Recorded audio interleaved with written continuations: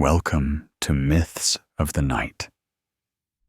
Ancient stories told in whispers to guide you into calm and peaceful rest. Here, the myths of old are retold in calm voices to help you rest, reflect, and dream. Close your eyes and imagine a world where spring never ended, where flowers bloomed eternally under golden sunlight, where the air hung thick with the perfume of hyacinth and rose, where the earth gave forth its bounty without pause or hesitation. This was the world before the abduction. This was the world before a god fell in love. Among all the love stories whispered through the corridors of Greek mythology, few possess the haunting complexity of Hades and Persephone. Their tale is not one of simple romance or straightforward tragedy. It exists in the shadows between light and dark, between choice and coercion, between death and life itself. It is a story that has captivated humanity for thousands of years.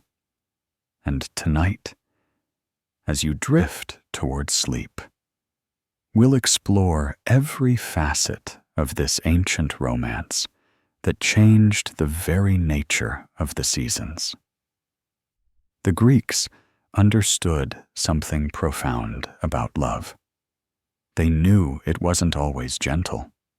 They knew it could be terrible and transformative, capable of shattering worlds and remaking them anew.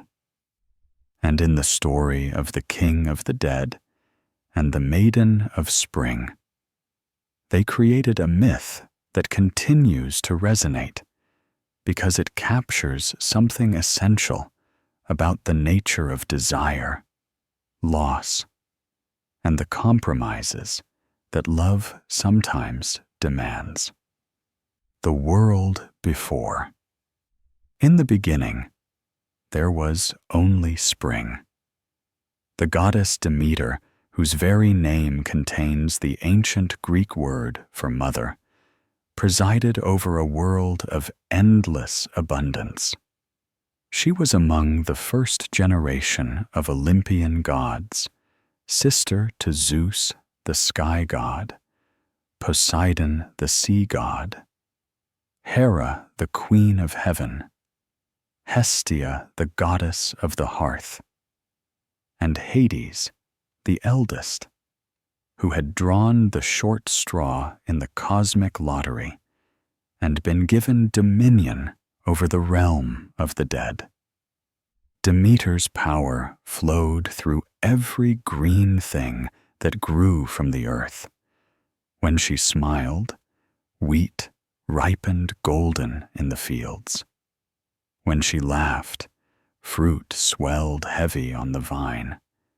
Her presence meant life itself for the mortals who depended on the harvest. But her greatest joy, the very center of her existence, was not crops or grain or the abundant earth. It was her daughter, Persephone.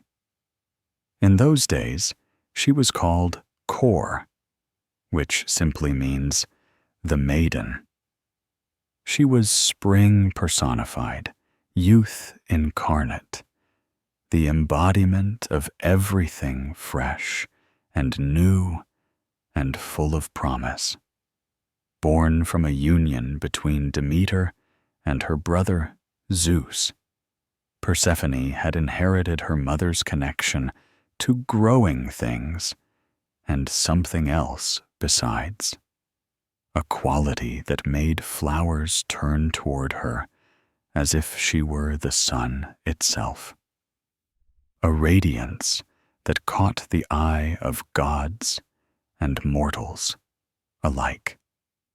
Ancient sources describe her as extraordinarily beautiful, but it was more than mere physical beauty.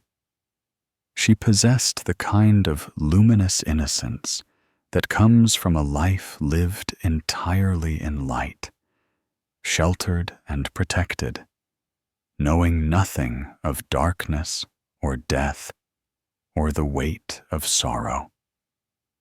She spent her days in meadows thick with flowers, surrounded by nymphs who served as her constant companions.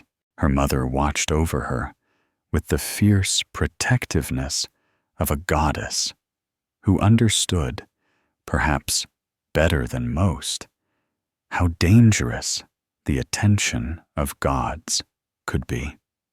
Because Demeter knew her brothers, she knew Zeus's wandering eye and his countless affairs. She knew Poseidon's tempestuous nature, and she knew Hades, though he rarely left his shadowy realm. The lord of the underworld was the oldest of the siblings, swallowed first by their father Kronos in his paranoid attempt to prevent the prophecy that said his children would overthrow him. Hades had spent the longest time in that terrible darkness before Zeus freed them all. Perhaps that's why he seemed most comfortable in the shadows. The underworld needed a ruler, and Hades took up that burden without complaint. While his brothers divided the sky and sea between them, Hades descended into the depths to govern the dead. It was a thankless task. The Greeks feared even to speak his name, calling him instead by euphemisms like the Rich One or the Renowned One. His realm was not a place of torture like later Christian conceptions of hell, but rather a gray existence where the shades of the dead drifted through endless twilight, their lives reduced to pale shadows of what they had been. Hades ruled this cheerless kingdom with stern justice, but he ruled it alone. Unlike Zeus, with his many affairs, unlike Poseidon, who took whomever he desired, Hades remained solitary in his palace of darkness. The ancient writers describe him as a god apart, neither cruel nor kind, simply constant, unyielding as death itself. But even death, it seems, can fall in love. The ancient texts don't tell us when Hades first saw Persephone. Some scholars suggest he glimpsed her during one of his rare visits to the upper world, perhaps when he needed to consult with Zeus about matters of cosmic governance. Others imagine he saw her reflection in the dark waters of the river Styx, the boundary between life and death, and became obsessed with bringing that light into his realm of shadows. What we know is this: Hades desired her. Not with the casual lust that characterized so many of Zeus's conquests, but with the desperate longing of someone who has lived too long in darkness and glimpsed, at last, the possibility of light. The Lord of the dead, who commanded legions of shades and held dominion over all who died, found himself helpless before the simple beauty of a maiden picking flowers in a meadow. But there was a problem, a significant one. Demeter would never agree to let her daughter descend into the underworld. What mother would willingly send her child to live in the realm of the dead? And Persephone herself, sheltered and innocent, could not be expected to choose such a fate. Hades understood this. He understood that if he followed proper protocols, if he approached Demeter and made his suit openly, he would be refused. So he did what gods so often did when they wanted something they could not have through legitimate means. He went to Zeus. Zeus, as king of the gods and Persephone's father, technically had the authority to arrange his daughter's marriage. That Zeus himself had pursued Demeter against her will, that he understood exactly what he was facilitating, makes his agreement all the more troubling. But Zeus gave his permission. More than that, he helped devise a plan that would deliver Persephone directly into Hades' hands. And so the trap was set. All they needed now was the right moment, the perfect day, a meadow full of flowers, and a maiden distracted by beauty, venturing just a little too far from her protective companions. That day was coming, and when it arrived, the world would never be the same. When darkness met light, the ancient Homeric hymn to Demeter, likely composed between 650 and 550 BCE, preserves the most detailed account of what happened that day. It was written in the same poetic meter as the Iliad and the Odyssey, and it captures the moment with vivid, haunting detail. She was gathering flowers with the daughters of Oceanus, nymphs who served as her companions. The ancient sources tell us that other goddesses may have been present as well, though accounts vary. The meadow burst with color and life. Purple crocuses mixed with royal blue irises. Rose-bloomed hyacinths nodded in the breeze beside soft white lilies. The air hummed with bees, and sunlight fell golden across the grass. The nymphs laughed and called to each other, their arms full of blossoms. Persephone moved among them, the crown jewel of spring, her own arms laden with flowers. And then she saw it, a narcissus of extraordinary beauty, unlike any flower she had ever seen. It bloomed alone, separate from the others, its petals almost glowing in the light. Later, poets would say the earth itself had caused this flower to grow, at Zeus's command, specifically to lure Persephone away from her companions. She couldn't resist. Who could? It was the most beautiful flower in the meadow, perhaps in all the world.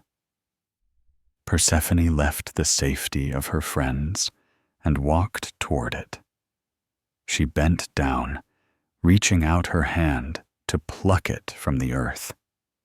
The moment her fingers touched the stem, the ground beneath her began to tremble.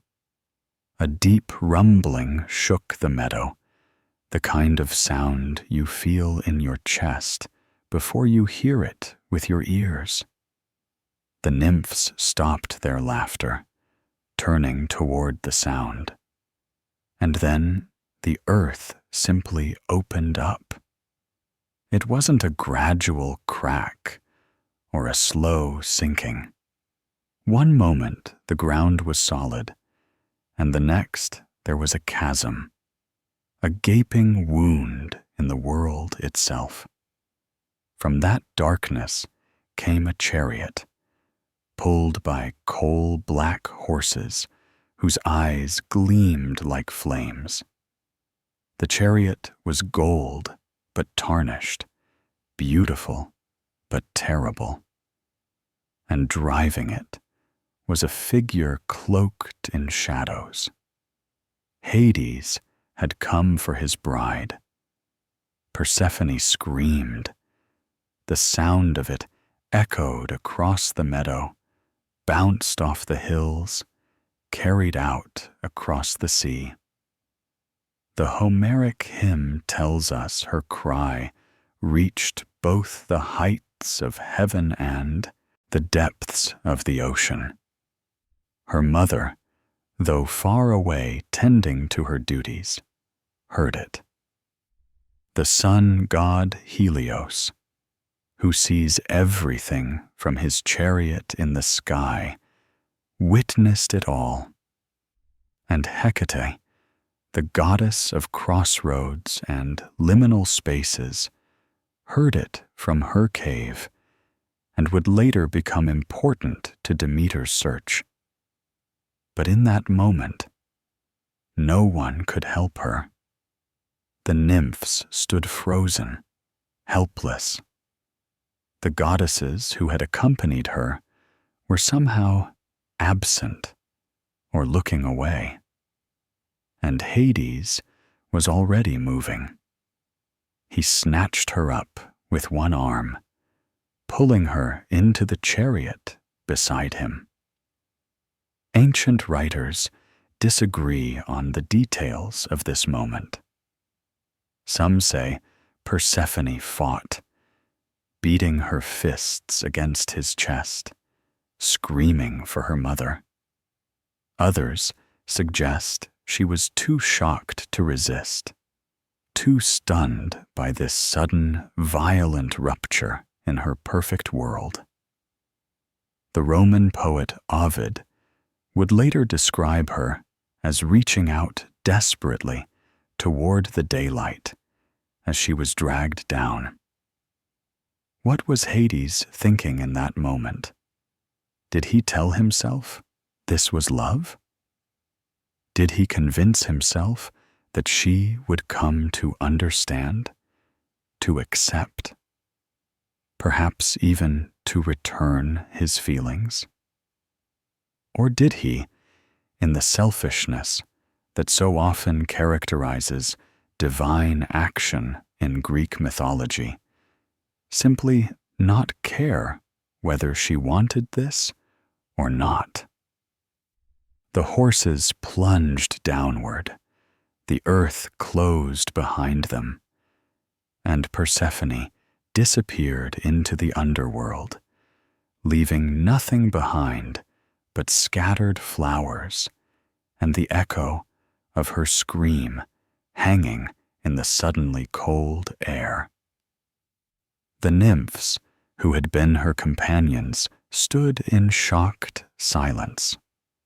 One of them, a water nymph named Scion, according to later traditions, tried to stop Hades.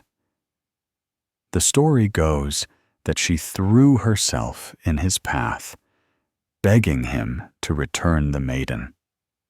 For her defiance, Hades struck the ground with his scepter, and according to these accounts, the nymph dissolved into water, forming the pool that would bear her name forever after. She cried so hard that she literally melted into her own tears, becoming a river that would flow with eternal sorrow. Imagine the journey down. Persephone, who had never known anything but light and warmth and her mother's protective love, now plunging into absolute darkness. The temperature dropped. The air grew thick and heavy. The sounds of the living world, bird songs and wind through grass, and the laughter of nymphs, all faded away. They descended past the roots of mountains, past underground rivers, past caves so deep no mortal had ever reached them. They crossed the river Styx, that dark boundary between life and death that no living soul should cross. Charon, the ancient ferryman, made way for his king. Cerberus, the three-headed hound who guarded the gates of the underworld to prevent the dead from leaving, whimpered and lowered his heads as they passed. Even these creatures, who had never known anything but the underworld, seemed to sense that something unprecedented was happening. Life itself was being brought into the realm of death. Finally, they arrived at Hades's palace. Ancient poets describe it as magnificent in its way, built of dark stone and precious metals drawn from deep within the earth. Hades, after all, was not called the Rich One for nothing. All the precious metals and jewels in the earth technically belonged to him. His palace glittered with gold and silver and diamonds, but it was cold beauty, lifeless beauty, the kind that reflects no warmth. And into this place came Persephone, spring incarnate, radiating life in the heart of death itself. What happened next varies depending on which ancient source you consult. The Homeric Hymn suggests Persephone was immediately grief-stricken, weeping for her mother, refusing all comfort. She would not eat. She would not speak. She simply sat in Hades's grand palace and mourned for everything she had lost. Other sources hint at something more complex. They suggest Hades tried to woo her, to convince her that being queen of the underworld was not such a terrible fate. He showed her the extent of his realm, the fields of asphodel where ordinary souls wandered, the Elysian fields reserved for heroes, even the deep pits of Tartarus where the worst offenders suffered eternal punishment. Perhaps he hoped she would see the importance of what he did. The underworld needed a queen. The dead needed someone who understood life to help them transition into death. And Hades, lonely for eons, needed a companion who was his equal in power and grace. But Persephone, at least at first, wanted none of it. She had been stolen from everything she knew, dragged into darkness against her will, separated from her mother by the very boundary between life and death. How could she be expected to accept this? How could anyone? Up above, the world was about to learn what happens when you steal a goddess's daughter. Demeter's grief would make the abduction of Persephone seem like only the beginning of the tragedy. The real catastrophe was just beginning. A mother's anguish. Demeter heard her daughters scream. That much we know for certain. The Homeric Hymn tells us that the moment Persephone's cry echoed across the earth, something inside Demeter broke. Imagine it. You are a goddess, powerful beyond mortal comprehension, responsible for all growing things, and your child, the center of your existence, has vanished, simply disappeared. One moment she was there, the next gone, and all you have is the memory of a scream that made your blood run cold. Demeter didn't waste time with questions or rational thought. She flew like a bird, the hymn tells us, searching across land and sea. She tore her headdress from her head, rent her robes, the traditional signs of mourning in ancient Greece. But this was no ordinary mourning. This was a goddess's grief, vast and terrible, and capable of reshaping the world itself. For 9 days and 9 nights, Demeter searched. The hymn tells us she ranged across the entire known world, calling Persephone's name until her voice grew hoarse. She carried torches to light her way through the darkness, never stopping, never resting. She questioned every nymph and spirit she encountered. None could tell her what had happened. The Oceanids who had been with Persephone claimed they saw nothing. One moment she was there, the next she was gone, and the earth had swallowed her screams. Ancient texts describe Demeter's state during this search with heartbreaking detail. She neither ate nor drank. She didn't bathe or tend to her appearance. She abandoned all her divine duties. And this abandonment would prove catastrophic, because Demeter's duties weren't optional luxuries. They were the foundation of life itself. Without Demeter's attention, nothing grew. Seeds that had been sown in the earth refused to germinate. Plants that had been growing withered and died. Trees that should have borne fruit stood barren. Grass turned brown. Flowers that had bloomed eternal in Demeter's perpetual spring suddenly wilted and fell. The world, which had never known winter, began to experience it for the first time. But Demeter didn't care.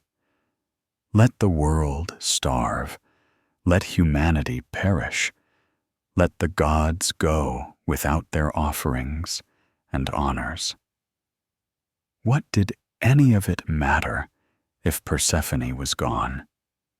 Her daughter was everything. Without her, life itself had no meaning.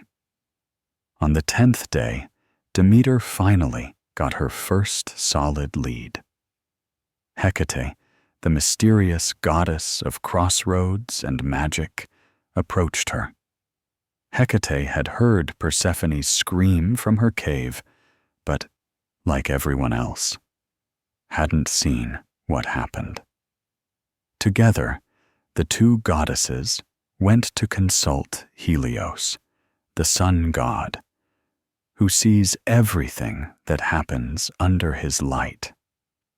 At first, Helios tried to evade their questions, but Demeter, with a mother's fury burning in her eyes, would not be put off. Finally, Helios told her the truth. Zeus had given Persephone to Hades. The king of the gods had arranged for his daughter to be stolen away to the underworld to become the bride of death itself. And there was nothing Demeter could do about it, because what god could challenge Zeus and Hades together? Helios tried to soften the blow. He told Demeter that Hades wasn't such a bad match. He was powerful, wealthy, one of the great gods. He ruled a third of the cosmos. Persephone would be a queen, honored and respected. She could do worse than the lord of the underworld. These were probably meant to be comforting words. They had exactly the opposite effect. Demeter's grief transformed into rage. Zeus had done this. Zeus, who had pursued her against her will. Zeus, who should have protected his daughter. Zeus, who had instead handed her over to Hades like a piece of property to be disposed of as he saw fit. The betrayal was complete. Not only had Persephone been stolen, but the theft had been orchestrated by her own father. Demeter made a decision in that moment. She would have nothing more to do with the gods. She left Olympus, disguised herself as an old woman, and descended to the mortal world. If Zeus and his brothers thought they could simply take her daughter and expect life to go on as normal, they were about to learn otherwise. She wandered the earth in her disguise, her heart heavy with grief, until she came to Eleusis, a town about 14 miles from Athens. There, exhausted and despairing, she sat down by a well. Ancient sources refer to it by different names, but this was a place where women gathered to draw water. The sun beat down on her, but she took no comfort from its warmth. She had lost interest in everything except her missing daughter. The daughters of Celeus, the king of Eleusis, came to the well to draw water. Ancient sources name them as Calidice, Cleisidica, Demo, and Calithoi, though the exact number and names vary in different versions. They were young women who saw the old woman sitting alone and were moved by pity. In the generous hospitality that characterized Greek culture at its best, they approached her and asked if she needed help. Where was she from? Why was she sitting alone? Could they take her somewhere, offer her food and shelter? Demeter, still in her disguise, told them she was a woman named Doso from Crete, who had been captured by pirates and had escaped when they made landfall. She was wandering homeless and alone. The kindness in their voices, the simple human compassion they showed, moved something in Demeter's grieving heart. She agreed to go with them. They brought her to the palace of King Seleus and his wife, Metanegira. The royal couple, seeing only an old woman in need, welcomed her warmly. They offered her food and drink, but Demeter refused everything except water mixed with barley and pennyroyal, a simple drink that would later become central to the Eleusinian Mysteries. She sat in silence, her grief palpable even to the mortals around her, until a servant woman named Iambe tried to cheer her with ribald jokes and funny stories. Finally, Demeter smiled, though her heart remained broken. Metaneira asked Demeter if she would serve as a nursemaid to Demophon, a young son she had recently born. The name of this child varies in different accounts, but in the Homeric Hymn, he is called Demophon. Demeter agreed, and here the story takes a strange turn. Because Demeter, moved by the kindness these mortals had shown her, decided to give them a gift. She would make the child immortal. Each night, after everyone else had gone to sleep, Demeter would place baby Demophon in the fire, not to harm him, but to burn away his mortal nature, to transform him slowly into something divine. She would have succeeded too, except that Metaneira, worried about her child, spied on the nursemaid one night and saw her baby in the flames. The queen screamed, and the spell was broken. Demeter, furious at the interruption, snatched the child from the fire and revealed her true form.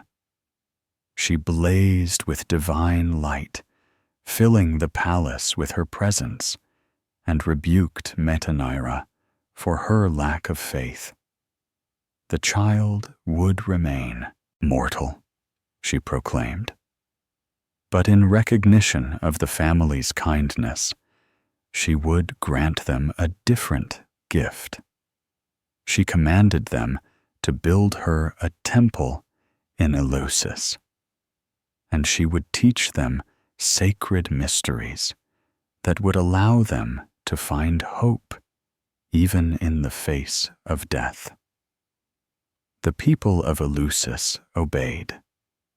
They built Demeter a magnificent temple, and the goddess withdrew into it, nursing her grief.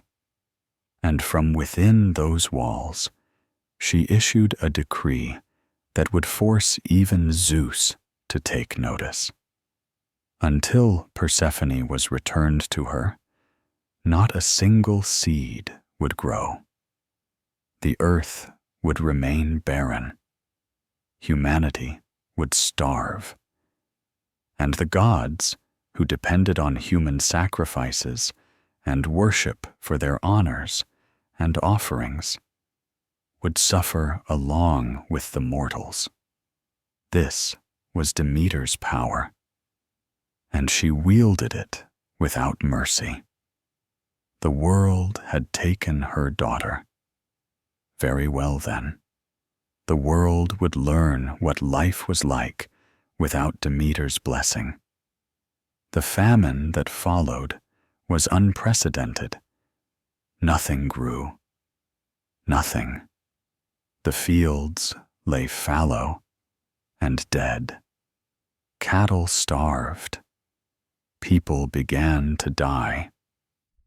The ancient texts describe it as the most terrible year ever experienced by mortals. And still, Demeter refused to relent. She sat in her temple, wrapped in grief, deaf to all pleas and prayers. On Olympus, the gods began to panic. Zeus sent messenger after messenger to Demeter, offering gifts and honors, begging her to restore fertility to the earth. She refused them all. She would not return to her duties. She would not allow anything to grow. Not until she held her daughter in her arms again. Finally, Zeus understood. He had no choice. Humanity was dying, which meant the gods would lose their worship. And Demeter, in her grief and rage, would let the whole world die before she compromised. There was only one solution. Persephone would have to be returned. Zeus sent Hermes, the messenger god, down to the underworld with a command for Hades. Return Persephone to her mother. The king of the gods had spoken. But it was already too late.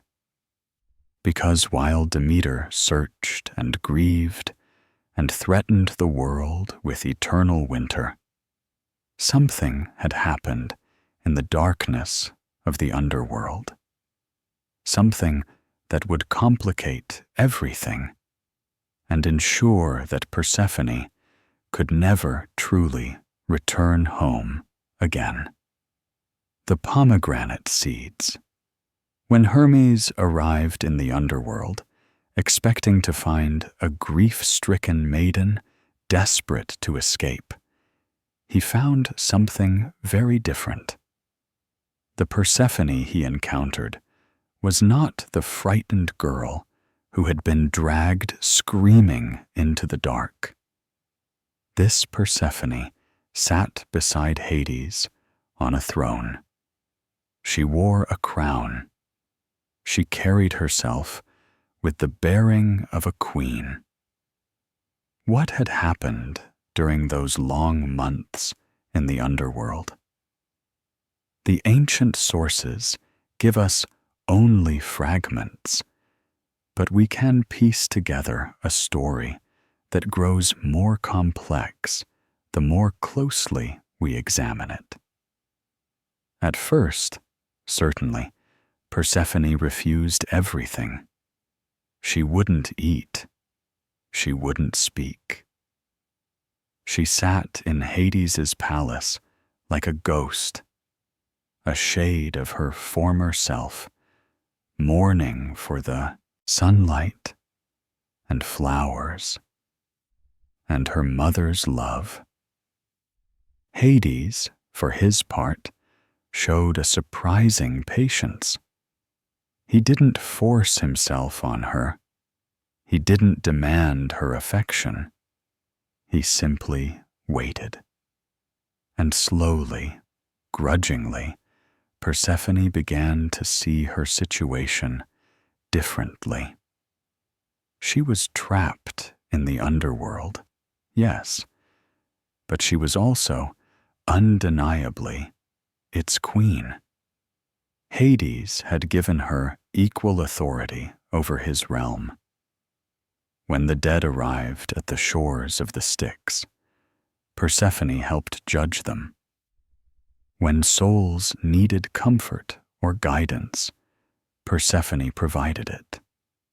she discovered she had a natural aptitude for this work, for helping the confused dead understand their new existence, for showing mercy where mercy was due, and firmness where firmness was needed. Hades treated her with respect, more than respect. Ancient sources consistently describe him as remarkably faithful to Persephone, especially compared to the behavior of other gods. While Zeus had countless affairs, and Poseidon pursued anyone who caught his eye, Hades remained devoted to his queen. He built her gardens in the underworld, impossible gardens where flowers bloomed in darkness, fed by underground springs and lit by phosphorescent stones that glowed like captured starlight. In one version of the story, preserved by later writers, Hades courted her gradually. He showed her the extent of his realm, not to frighten her, but to help her understand the importance of what they governed together. He explained that death was not evil, merely inevitable.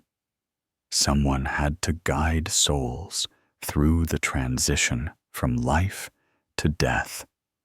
Someone had to maintain order in the afterlife. These were crucial tasks, perhaps more important than the flashy heroics and petty squabbles that occupied the gods on Olympus. And Persephone, who had lived her whole life sheltered and protected, began to feel something she had never experienced before: power, agency, the freedom to make her own choices, even if those choices were constrained by her circumstances. Did she fall in love with Hades? Ancient writers are maddeningly unclear on this point. Some sources suggest she grew to appreciate him, to understand him, perhaps even to feel affection for the lonely god who had risked Zeus's wrath to bring light into his dark realm. Other sources maintain that she never forgave the abduction, that she tolerated her situation out of necessity, but never loved her captor. Modern readers might recognize this as a description of Stockholm Syndrome, the psychological phenomenon where hostages develop positive feelings toward their captors. But reducing Persephone's story to modern psychological terminology misses something important. She was a goddess, not a mortal woman. She possessed her own power, her own will, and the underworld needed a queen. Whether she came to that role through choice or through coercion, she fulfilled it with competence and grace. Then Hermes arrived with Zeus's command.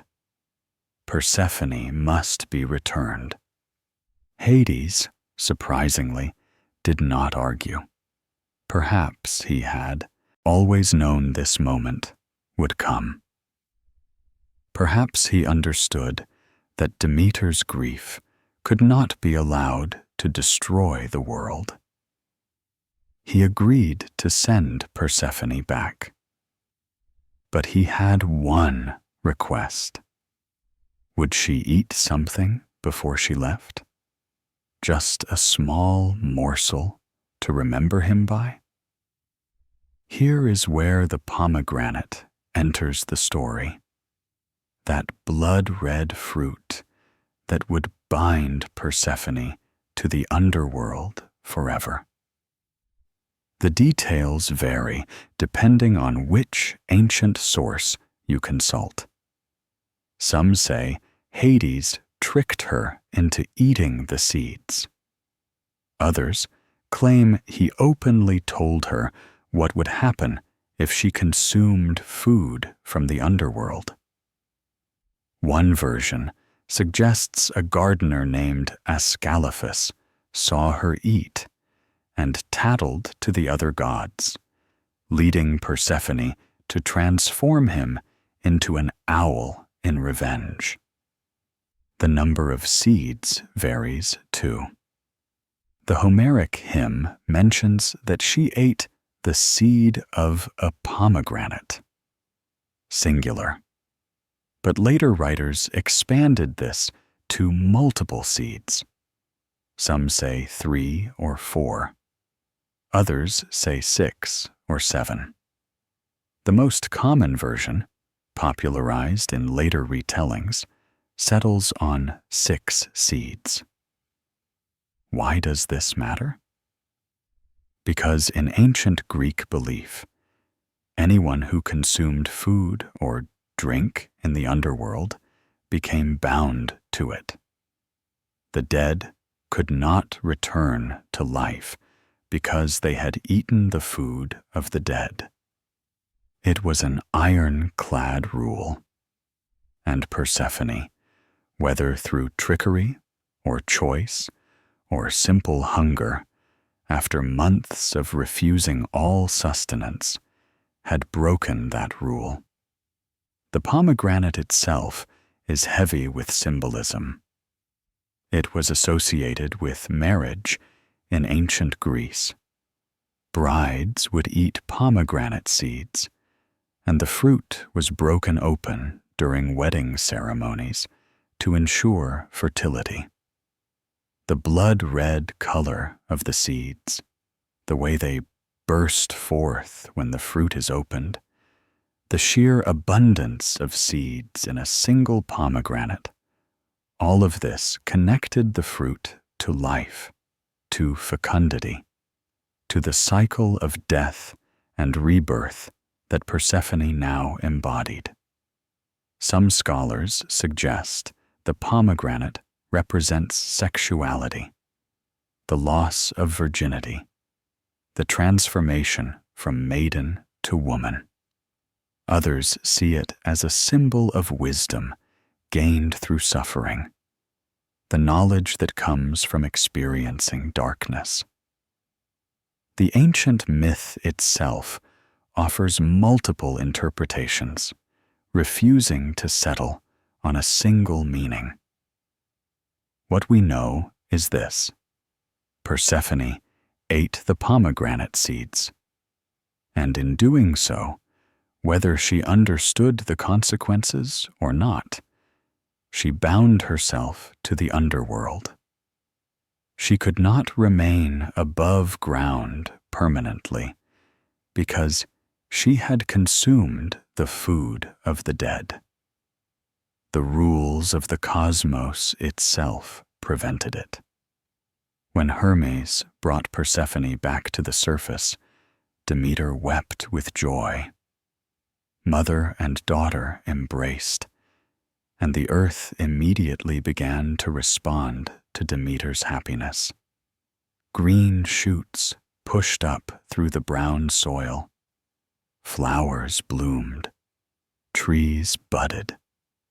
It seemed, for a moment, that everything would return to how it had been.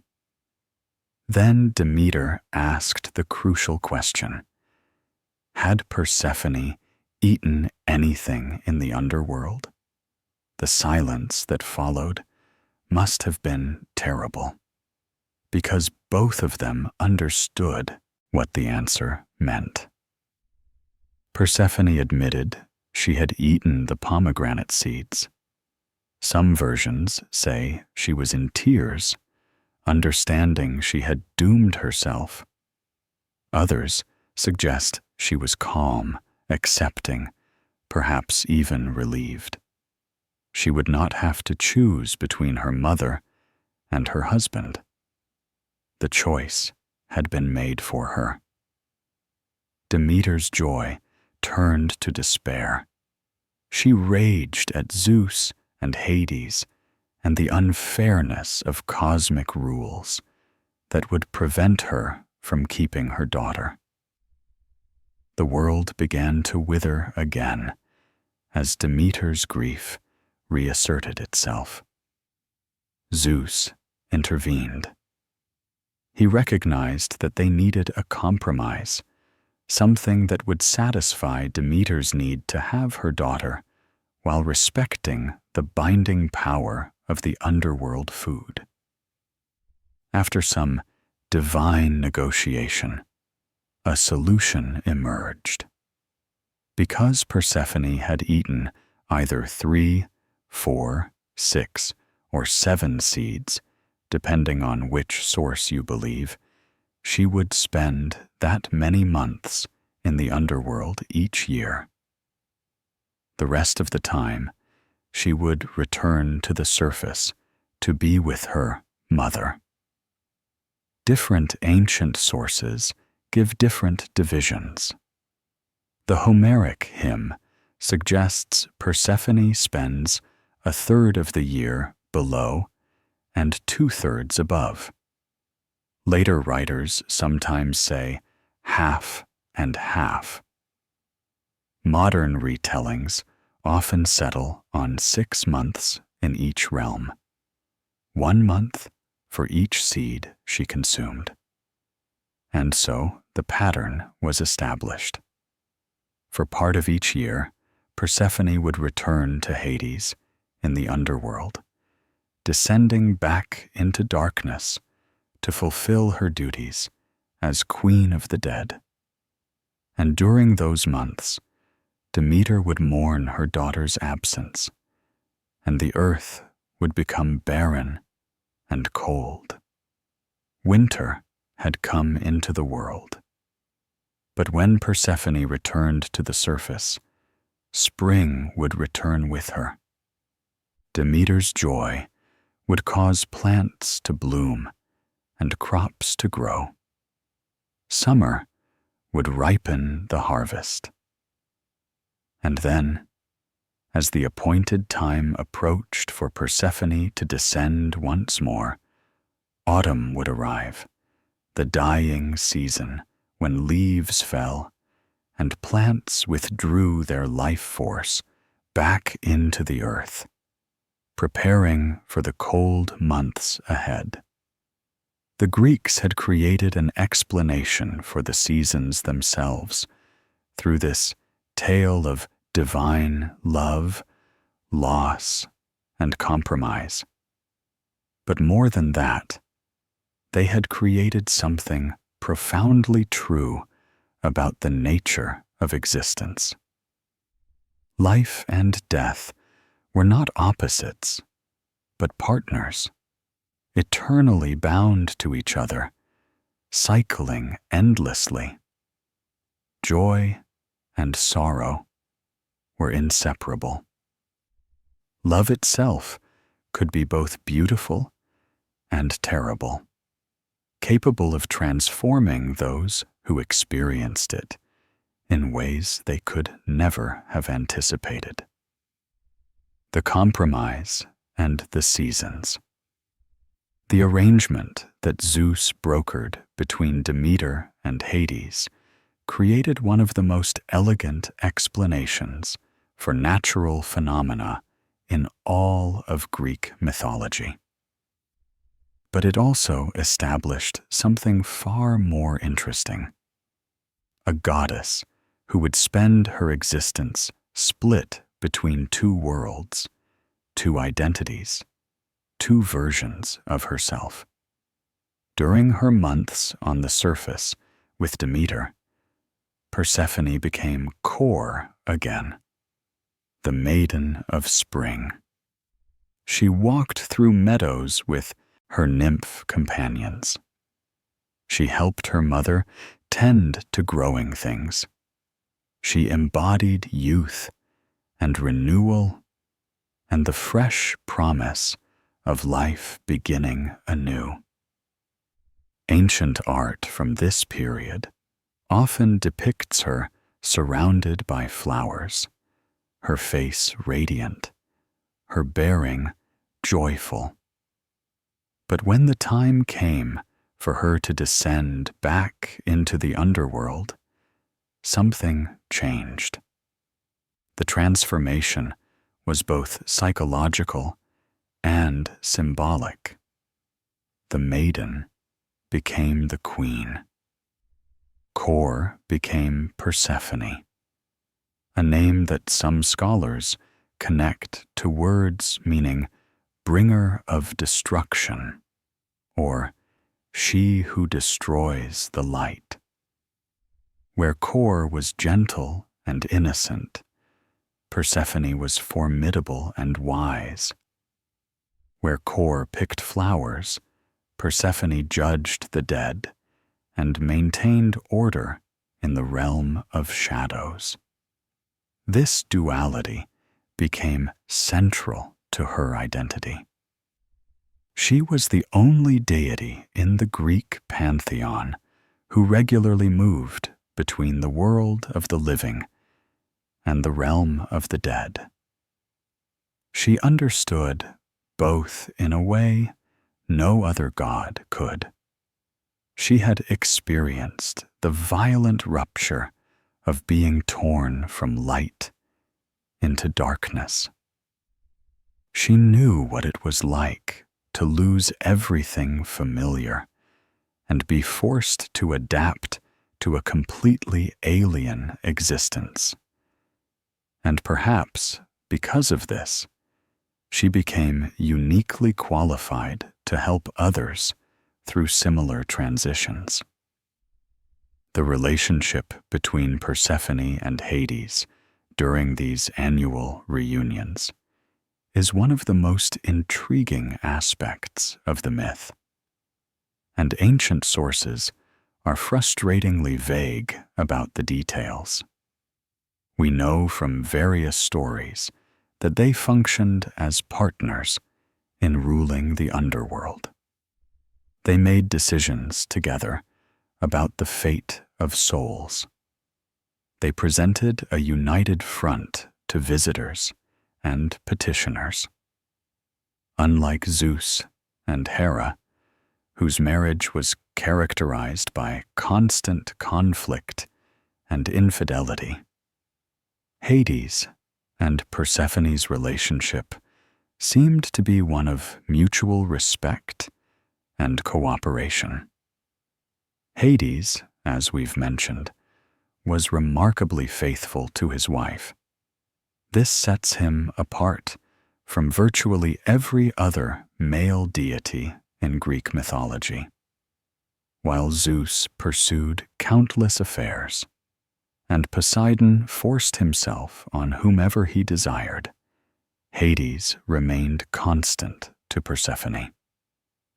There are only one or two stories in the entire corpus of Greek mythology that suggest Hades was interested in anyone else, and both of those stories may have been later additions to the tradition. One tale tells of a nymph named Minthe, who claimed that Hades loved her and that she was more beautiful than Persephone.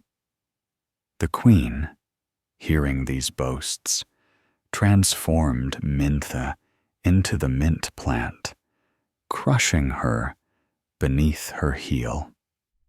This story, preserved by later writers, reveals a Persephone capable of jealousy and swift punishment. She was no longer the innocent maiden who could be easily taken. She had become a goddess who would not tolerate challenges to her authority or her marriage.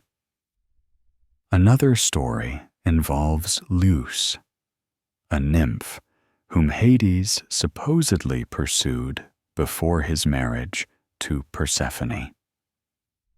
When Leus died, Hades transformed her into a white poplar tree in the Elysian fields. But this story lacks the detail and emotional weight of other Greek myths, and many scholars suspect it was a later invention designed to make Hades seem more like other gods who had multiple romantic interests. The truth, if we can extract it from ancient sources, seems to be that Hades was devoted to Persephone in a way that was unusual among the gods, perhaps because he had been alone for so long, perhaps because he understood how precious she was, this light in his darkness. Perhaps because the very act of bringing her to the underworld had been so extreme that he felt compelled to prove, through his subsequent behavior, that she was worth such a transgression. And Persephone? Did she come to love him? The ancient texts don't give us a clear answer, and perhaps that's appropriate. Love is complicated, especially when it begins in violence and coercion. Modern readers might argue that Stockholm Syndrome makes any affection she felt suspect. Ancient Greeks, with their different cultural values and understanding of marriage, might have seen it differently. What we can say is that Persephone embraced her role as queen of the underworld with competence and authority. She was not a passive victim. She exercised real power. When heroes descended into the underworld on their various quests, it was often Persephone who determined whether they would succeed or fail. She could be merciful or ruthless, depending on the circumstances. She commanded respect from the dead and from visiting gods alike. The seasonal cycle that her comings and goings created became fundamental to Greek agricultural life and religious practice. When Persephone descended to the underworld in autumn, farmers would sow their seeds in the earth. The seeds went into darkness, into the ground, like Persephone descending into the realm of the dead. They would remain there, dormant, throughout the winter months when Demeter mourned her daughter's absence. But when spring came and Persephone returned to the surface, the seeds would sprout and grow, pushing up through the soil toward the light, just as Persephone herself emerged from the underworld. The harvest in late summer represented the peak of life and abundance, the time when Persephone and Demeter were reunited, and the goddess of agriculture could focus all her attention on making things grow. Then autumn would come again. The cycle would repeat, and humanity would mark the passing of seasons through this divine mother and daughter, forever separated and forever reunited.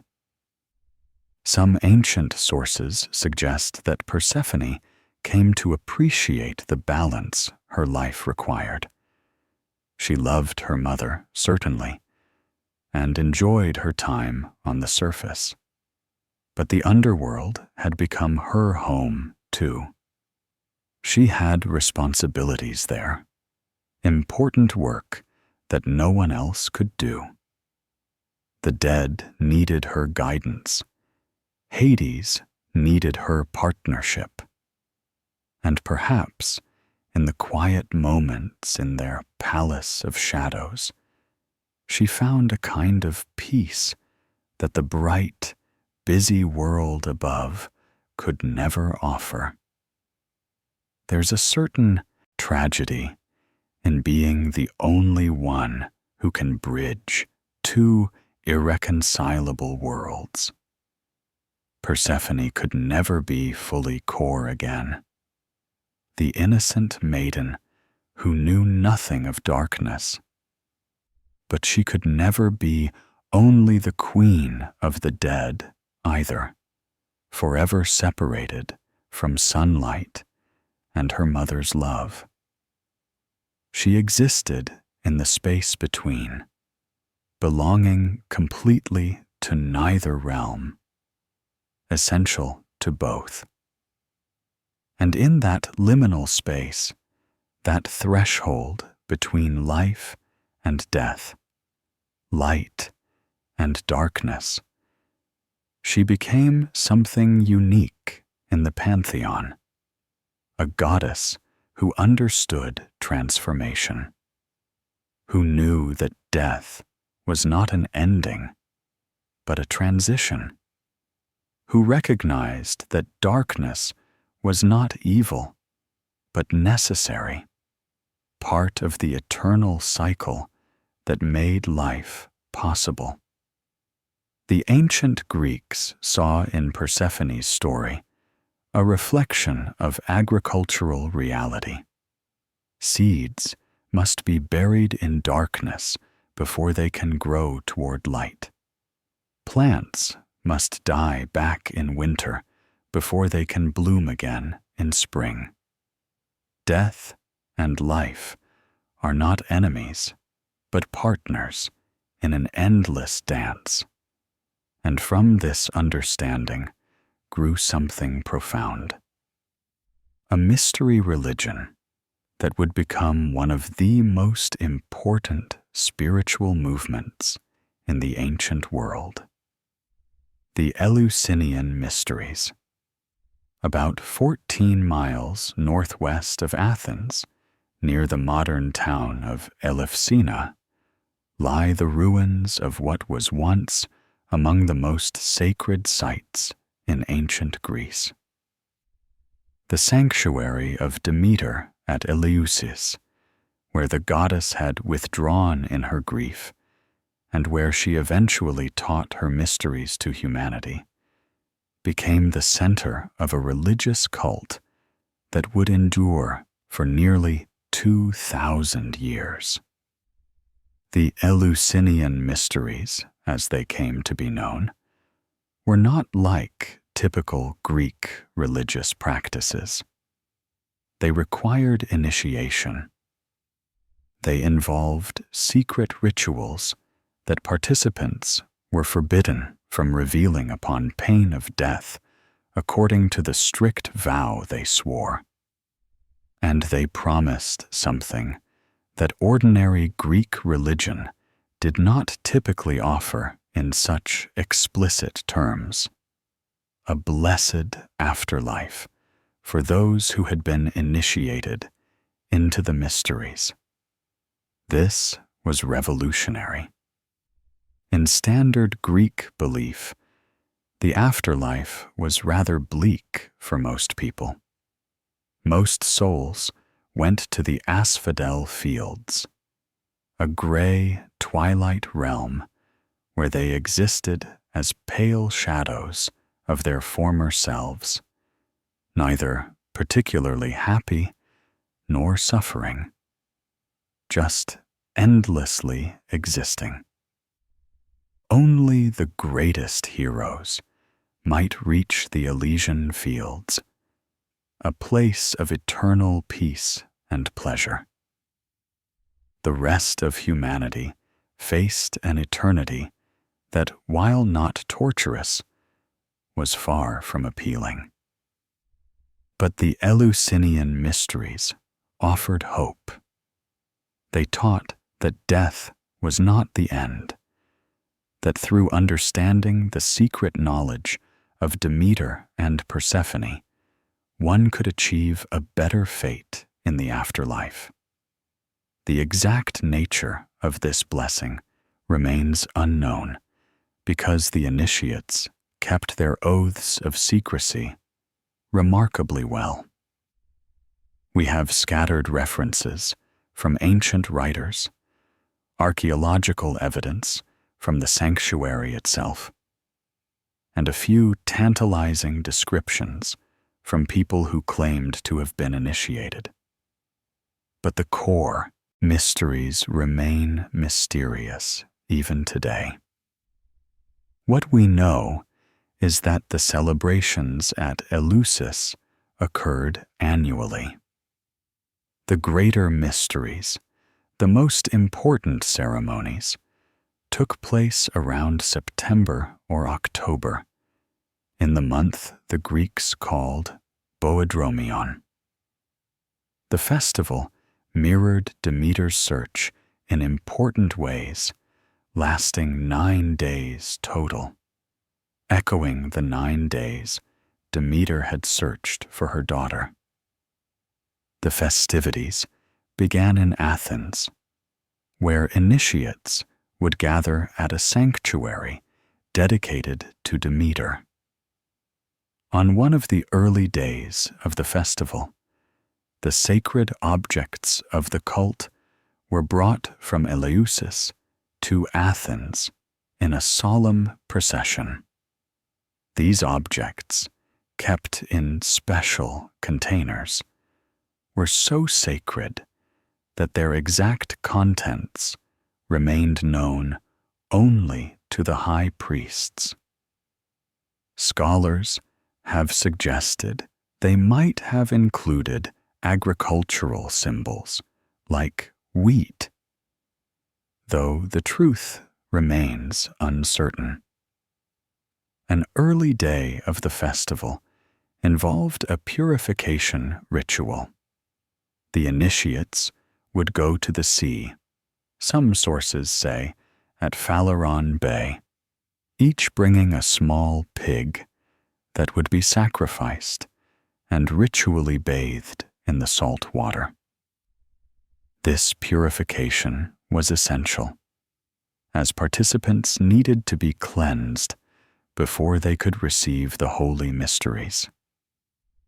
The sacrifice of pigs was specifically connected to Demeter.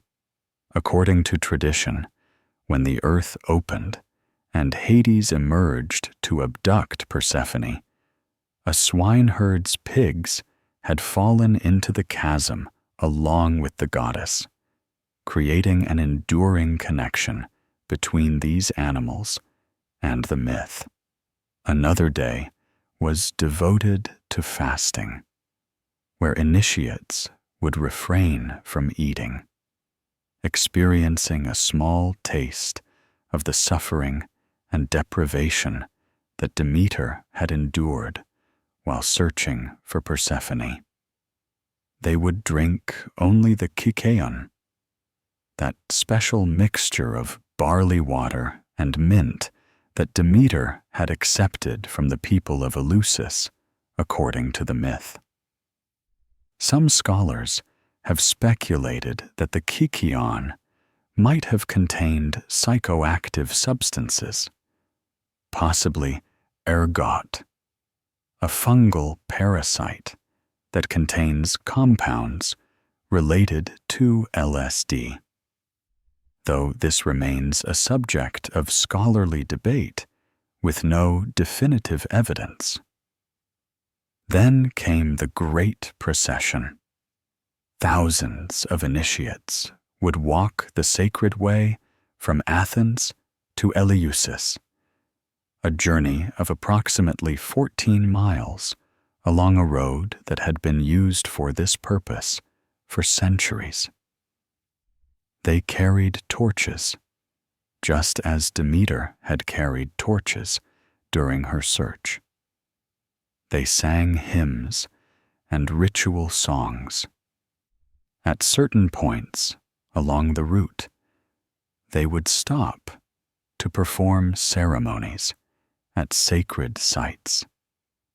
When they crossed a particular bridge, there was a ritual where masked figures would mock and insult the initiates, possibly representing the jokes of Iambe, the servant woman who had finally made the grieving Demeter smile in the myth. The procession would arrive at Eleusis after dark, the torches creating rivers of light through the darkness, symbolizing the search through night and shadow for something precious that had been lost. The emotional impact must have been extraordinary, with thousands of people walking together, united in this sacred purpose, moving from the familiar world of Athens toward the mysterious sanctuary where divine secrets would be revealed. The following days involved further purifications and sacrifices. The tension would build as initiates prepared themselves for the climactic revelation that would come during the final phase of the mysteries. Then came the ultimate secret ceremony, held in the telesterion, an enormous columned hall capable of holding thousands of people.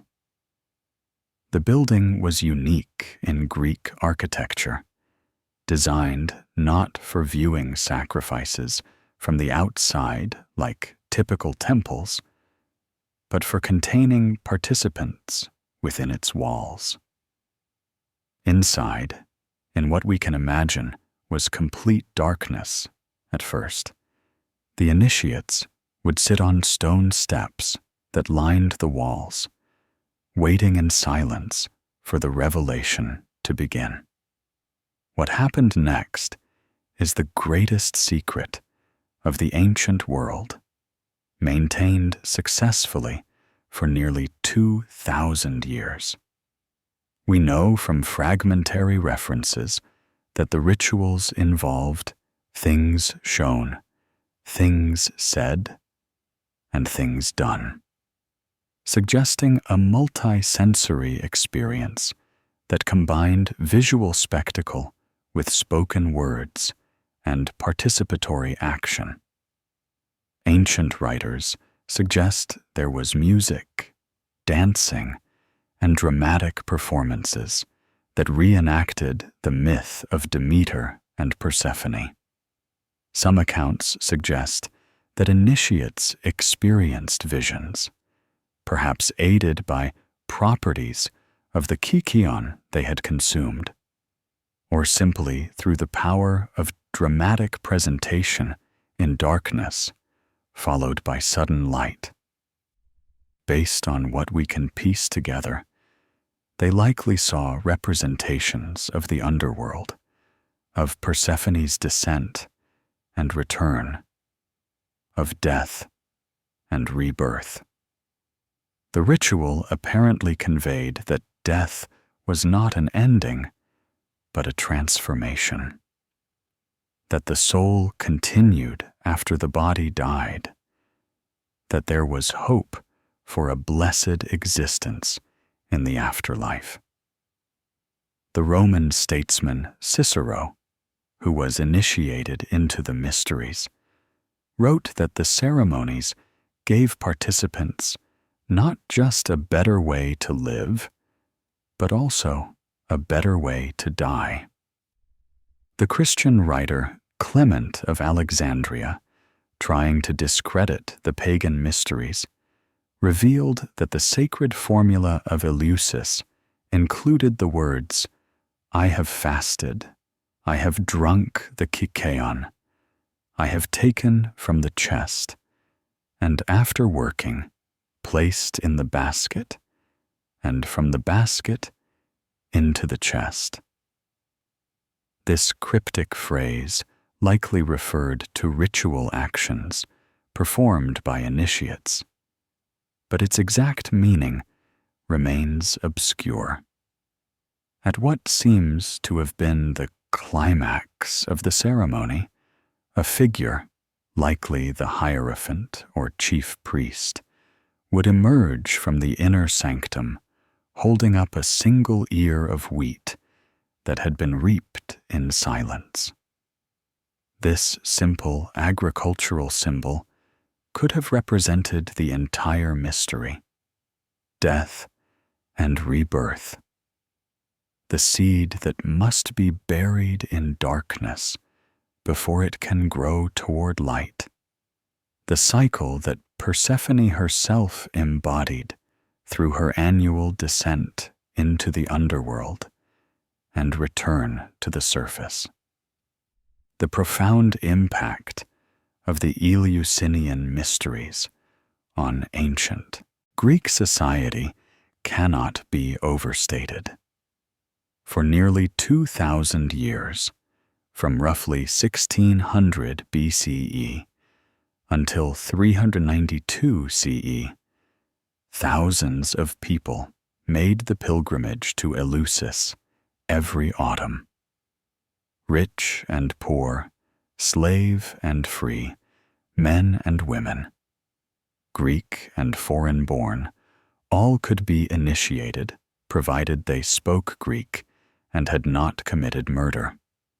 This relatively democratic accessibility was unusual in ancient religion. The mysteries transcended social class and political boundaries. Famous initiates included the playwrights Sophocles and Aeschylus, the philosophers Plato and Aristotle, the Roman emperors Marcus Aurelius and Hadrian. When the Gauls sacked Delphi in 279 BCE, the Greek cities united to defend Eleusis. When Rome conquered Greece, Roman officials protected the sanctuary, and many Romans sought initiation. The mysteries survived longer than almost any other aspect of pagan Greek religion, finally closing only in 392 CE, when the Christian emperor Theodosius I banned all pagan cults. The sanctuary at Eleusis was deliberately destroyed by Christian zealots, its temples torn down, its sacred objects scattered or destroyed. The last hierophant may have fled with the cult's secrets to a remote location, or the knowledge may have died with him. We will never know exactly what was revealed in that darkened hall. The initiates kept their oaths even in death. But we know what the mysteries meant to those who experienced them. They offered hope in the face of mortality. They promised that death was not the end. They taught that suffering could be transformed into wisdom, that loss could lead to renewal, that darkness and light were both necessary parts of existence. And all of this was embodied in the story of Persephone, the goddess who died to the world above and was reborn, who descended into darkness and returned to light, who proved that transformation was possible even in the face of the most terrible circumstances. The mysteries gave ancient Greeks a way to process grief, to understand the agricultural cycles their survival depended on, and to face their own mortality with courage rather than despair. Through Persephone's story, they found meaning in suffering and hope in darkness. And perhaps that, more than any secret ritual or sacred object, was the true mystery that sustained them for 2 millennia. Their relationship through other myths, the story of Hades and Persephone, doesn't exist in isolation. Throughout Greek mythology, we find other tales that show us glimpses of their relationship, revealing different aspects of their characters and their partnership as rulers of the underworld. These stories add depth and complexity to our understanding of who they were to each other and how they functioned as the divine couple who governed death itself. Perhaps the most famous story involving Hades and Persephone is the tale of Orpheus and Eurydice. It's a story about love and loss, about the power of music, and about the cruel inevitability of death. But it's also a story that reveals something important about Persephone's character and her relationship with her husband. Orpheus was the greatest musician who ever lived. When he played his lyre and sang, animals would stop to listen. Trees would bend toward him, and even stones were moved. He fell deeply in love with a beautiful nymph named Eurydice, and they married in a joyous ceremony. But on their wedding day, Eurydice was bitten by a snake and died, descending immediately to the underworld. Orpheus was shattered by grief. His music, which had once been joyful, became a lamentation so beautiful and so sorrowful that even the gods wept to hear it. Finally, he made a decision that no mortal had ever successfully made before. He would descend into the underworld while still living, and he would bring Eurydice back. He found the entrance to the underworld and descended, his music preceding him. The shades of the dead gathered to listen. Charon, the ferryman who normally demanded payment, was so moved by Orpheus's songs that he carried him across the Styx without coin. Cerberus, the 3-headed guard dog who prevented the dead from leaving, was lulled to sleep by the melodies.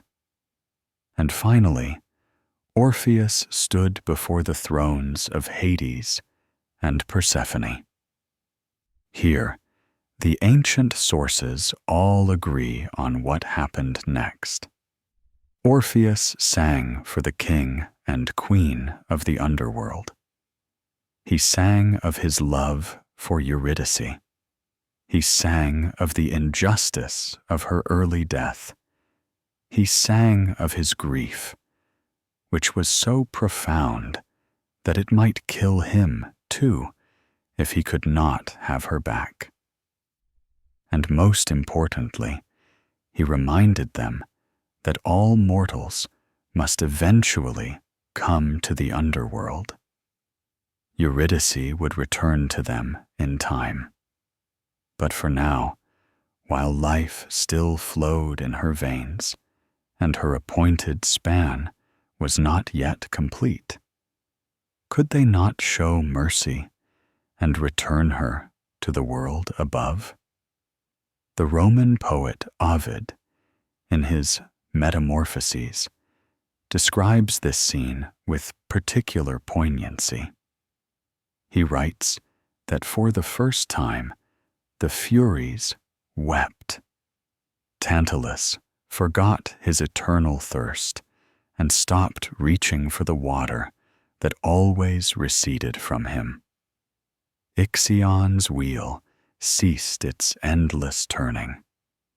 Sisyphus sat down on his stone, and Persephone wept. This detail is crucial. Persephone, who knew what it was like to be torn from the life you knew and dragged into the underworld against your will, was moved by Orpheus's plea. She understood Eurydice's position in a way that perhaps Hades could not. She had been that frightened girl, stolen from the light, separated from everyone she loved. And so she became Orpheus's advocate before her husband. The sources tell us that Persephone persuaded Hades to grant Orpheus's request. This is significant. It shows that she had real influence over the Lord of the dead, that their relationship was one where she could change his mind, where her compassion could soften his stern justice. Hades agreed to release Eurydice, but with one condition. Orpheus must walk ahead of her as they returned to the surface, and he must not look back at her until they both stood in the sunlight. If he looked back before they reached the upper world, Eurydice would return to the realm of the dead forever. We all know how this story ends. Orpheus, in a moment of doubt or impatience or overwhelming love, looked back. Eurydice vanished, drawn back into the shadows, leaving only her whispered farewell hanging in the air. But what this story reveals is that Persephone was capable of mercy, that she could be moved by love and loss, that she remembered what it was like to be forcibly separated from those you cherished. Other stories show different aspects of her character. The tale of Adonis involves a complex dispute between Persephone and Aphrodite, the goddess of love. Adonis was a beautiful, mortal youth whom Aphrodite loved. When he was killed by a wild boar, his soul descended to the underworld, where Persephone, struck by his beauty, refused to give him up. Aphrodite complained to Zeus, and the king of the gods brokered a compromise similar to the one he'd arranged for Persephone herself. Adonis would spend part of the year with Aphrodite in the world above, and part of the year with Persephone in the underworld. Some versions suggest he got to choose where to spend the remainder of his time, and he wisely chose to be away from both goddesses, spending that portion with mortals to avoid divine drama. This story shows us a Persephone who was no longer the innocent maiden.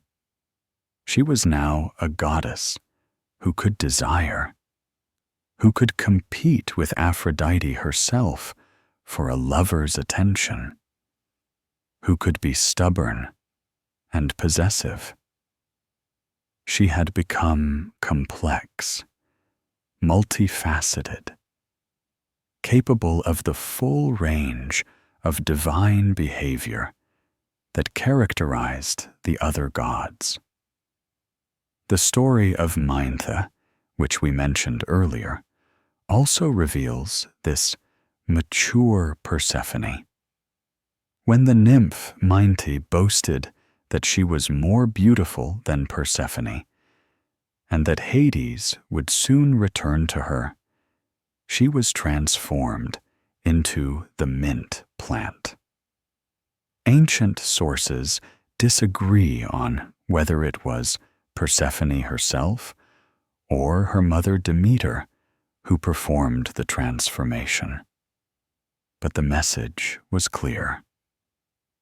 This wasn't mere vindictiveness. It was about protecting position and marriage. In the Greek world, a wife's honor was intimately connected to her husband's faithfulness. Persephone's swift punishment of Mynthe demonstrated that she would not tolerate challenges to her authority or her relationship. The story of Pirithous and Theseus shows both Hades and Persephone defending their realm against presumptuous mortals. These two heroes, who had accomplished many impossible tasks together, decided in their arrogance that they deserved divine wives. Theseus chose Helen of Sparta, while Pirithous declared he would have Persephone herself. They descended to the underworld, planning to kidnap the queen of the dead. Hades received them with apparent hospitality, inviting them to sit and rest from their journey. But the chairs he offered were the chairs of forgetfulness, and once the heroes sat down, they could not rise. They remained trapped there, their memories fading, until Heracles descended to the underworld on his final labor and freed Theseus. Pirithous, who had the audacity to desire Persephone herself, remained trapped forever. This story demonstrates several things. First, that Hades and Persephone worked together to protect their realm and punish those who showed disrespect. Second, that Persephone was no longer a victim who could be kidnapped. She was a queen with her own power, protected by divine magic and her husband's loyalty. Third, that the underworld itself had become dangerous in new ways, with traps and punishments for those who entered with ill intent. In the story of Heracles' final labor, when the hero needed to capture Cerberus and bring the three-headed dog to the surface, he first sought permission from Hades and Persephone. Some versions say Persephone granted the permission, showing her equal authority over the underworld's creatures and her willingness to help heroes who showed proper respect. Heracles succeeded in his task and returned Cerberus safely to the underworld, having learned that while the king and queen of the dead could be stern, they were not unreasonable to those who approached them correctly. The story of Psyche, preserved in Apuleius's Golden Ass, involves a young woman sent to the underworld by Venus, the Roman equivalent of Aphrodite, to fetch a box of beauty from Persephone. Psyche successfully navigated the dangers of the underworld and obtained the box from Persephone, who received her kindly. This portrayal shows Persephone as regal and generous to those who came on legitimate errands, capable of kindness to mortal women who found themselves caught up in divine schemes. Throughout these various myths, we see a consistent pattern. Hades and Persephone, whatever the origins of their relationship, functioned as partners. They made decisions together. They protected their realm together. They showed mercy together and administered punishment together. Unlike the dysfunctional marriage of Zeus and Hera, which was characterized by Zeus's constant infidelity and Hera's vengeful jealousy, Hades and Persephone's relationship appeared stable, based on mutual respect and shared purpose. Hades was never depicted pursuing other women. He didn't have children with anyone else. His fidelity to Persephone was absolute, at least in most versions of the myths. This alone makes their relationship unusual in Greek mythology, where infidelity was almost expected of male gods. And Persephone, for her part, ruled the underworld with competence and authority. She was not merely Hades's consort, but his equal in power, capable of making her own decisions about the fate of souls and the governance of the dead. The ancient Greeks themselves seemed to view their relationship with a certain respect. While Zeus and Hera's marriage was often played for comedy, with Zeus sneaking around and Hera plotting revenge, Hades and Persephone were treated more seriously. They were the solemn king and queen of death, and their relationship reflected the gravity of their responsibilities. Did Persephone love Hades? The ancient sources don't give us a definitive answer, and perhaps that's the most honest response mythology can offer. Love in the ancient Greek understanding was complex and multifaceted. There were different words for different types of love. Eros for passionate desire, philia for friendship and affection, storge for familial love, and agape for selfless love. Persephone's relationship with Hades likely involved several of these types, changing and evolving over the years of their immortal existence. What we can say with certainty is that she stayed.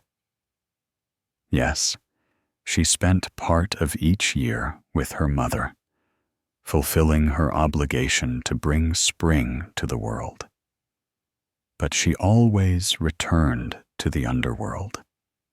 She could have tried to break free, to appeal to Zeus for full release, to find some loophole in the pomegranate seed binding.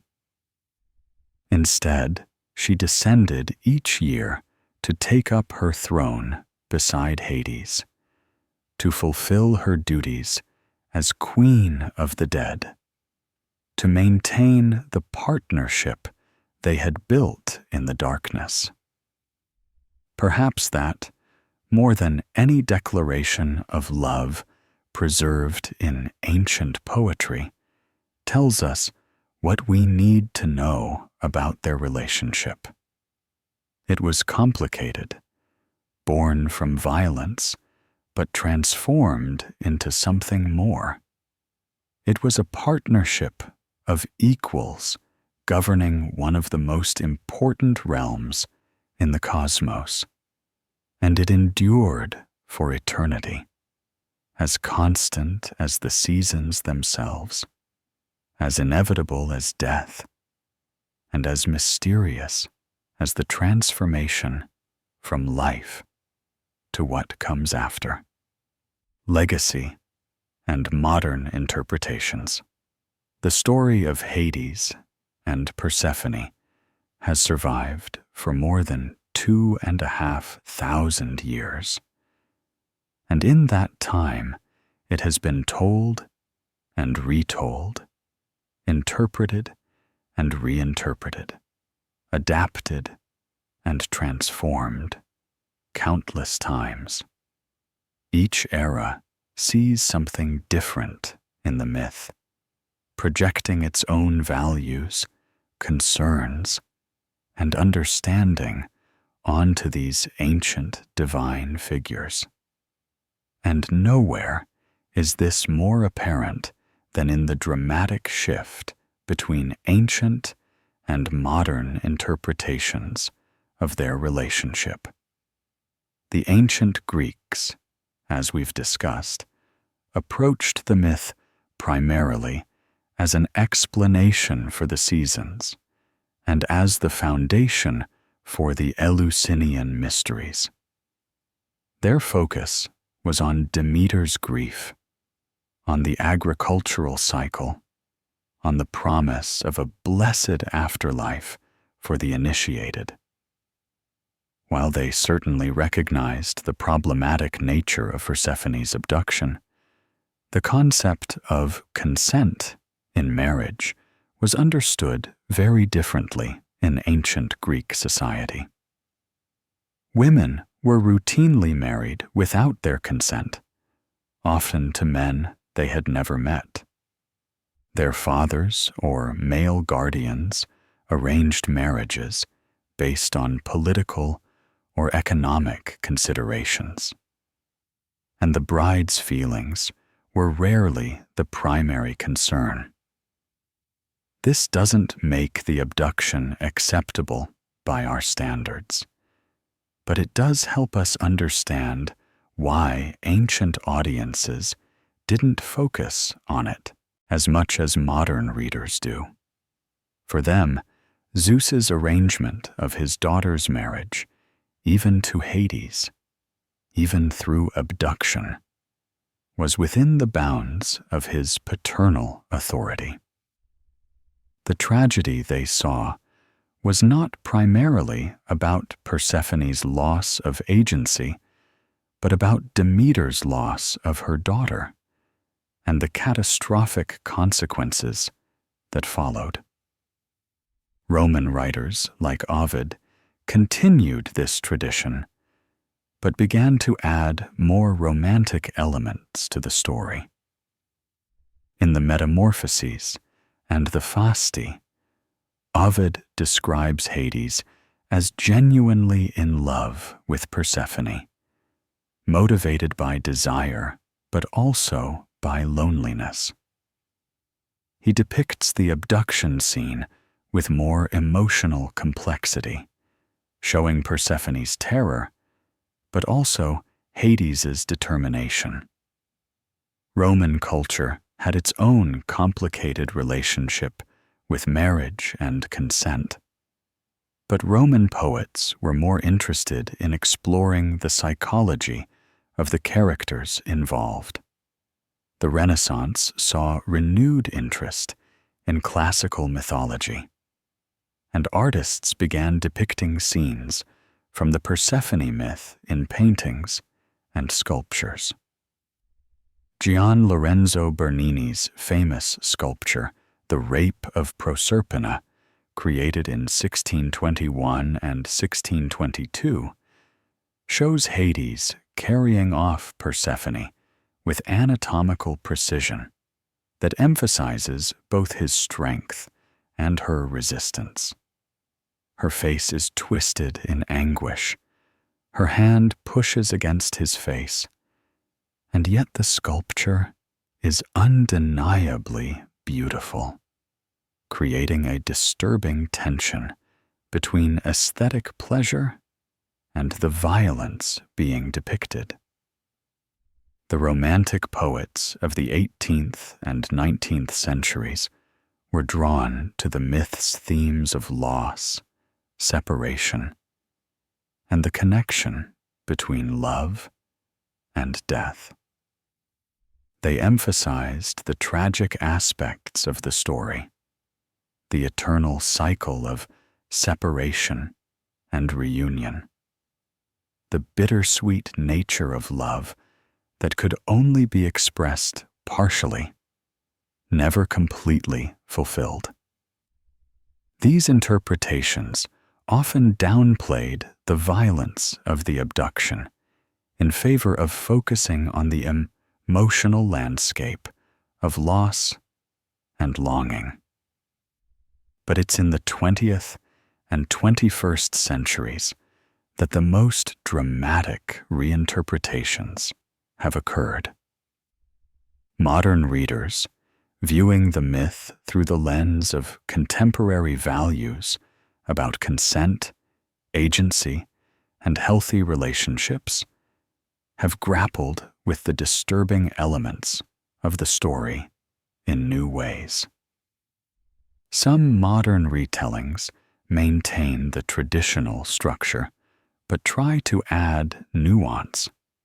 They suggest that Persephone, though initially terrified, gradually came to understand and even appreciate her role as queen of the underworld. These versions emphasize her personal growth, her acquisition of power and authority, her transformation from helpless victim to competent ruler. They argue that while the beginning of the relationship was deeply problematic, what Persephone built from that terrible start demonstrates her strength and resilience. Other modern interpretations go further, attempting to reimagine the myth entirely. Some suggest that Persephone was not abducted at all, but chose to descend to the underworld of her own free will. These versions portray her as curious about the realm of death, attracted to the serious and faithful Hades, eager to escape her mother's overprotectiveness and establish her own identity. In these retellings, the abduction is either a consensual elopement that others misunderstood, or a story created to protect Persephone and Hades from Demeter's wrath. Rick Riordan's Percy Jackson series, which has introduced Greek mythology to millions of young readers, takes this approach. His version suggests that Persephone does love Hades, that their marriage is genuine and caring, though she still values her time in both realms.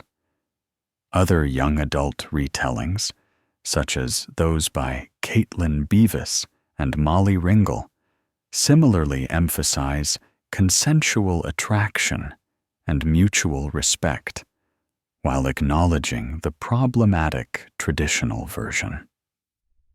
The most comprehensive recent retelling may be Madeline Miller's Circe, which doesn't focus primarily on Persephone, but includes her story.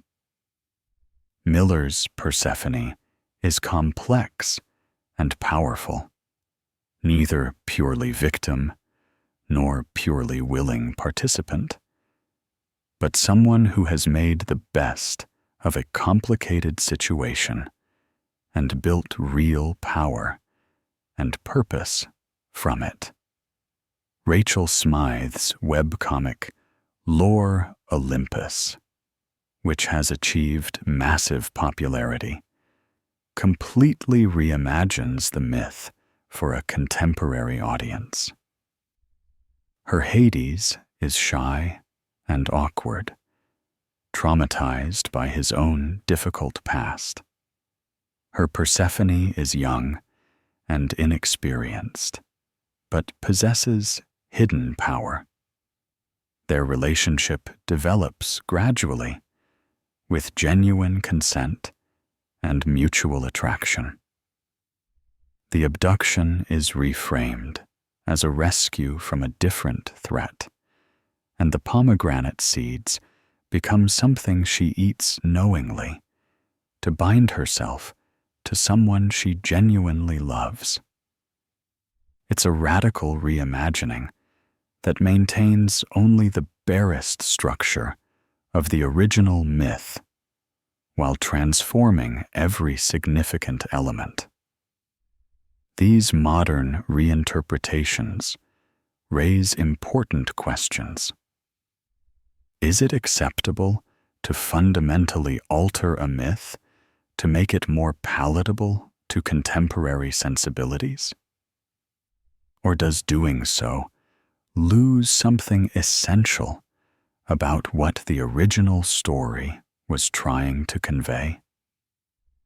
Some scholars and feminist critics argue that we must face the uncomfortable truth that much of Greek mythology involves sexual violence, coercion, and the treatment of women as property. Trying to sanitize these stories or reimagine them as consensual romances misses an opportunity to confront how deeply patriarchal violence is embedded in our cultural narratives.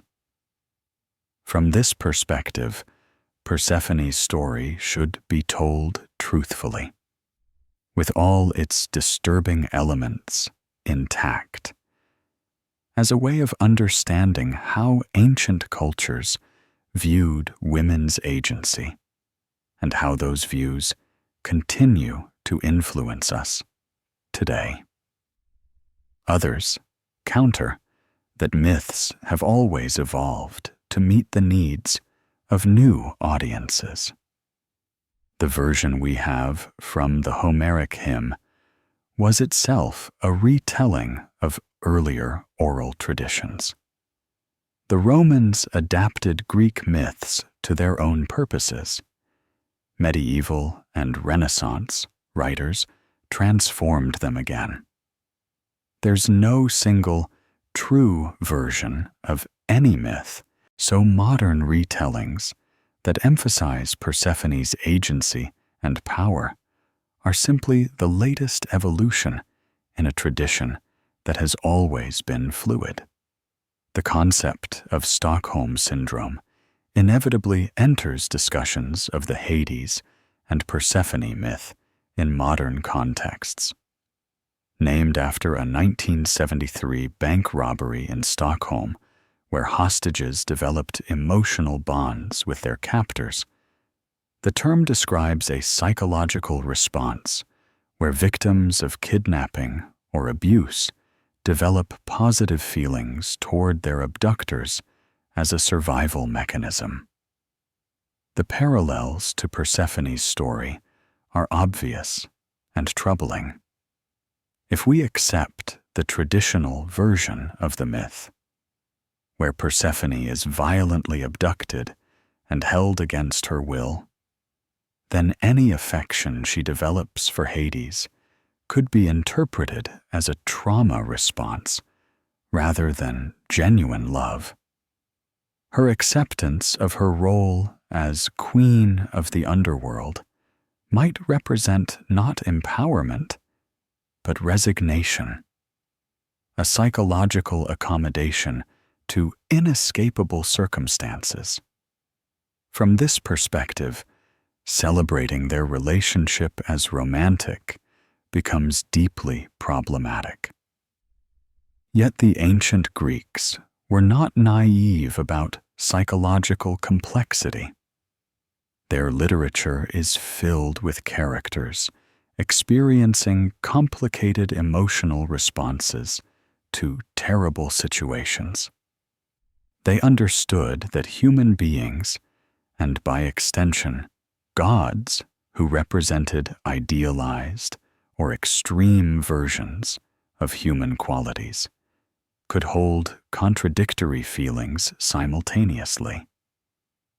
Perhaps their point was not that Persephone's situation was ideal, but that she demonstrated admirable strength in creating meaning and purpose from traumatic circumstances. Modern psychologists and domestic violence experts warn against romanticizing relationships that begin with coercion or violence. The pattern where an abuser alternates between violence and affection, creating trauma bonds that are difficult to break, is well documented.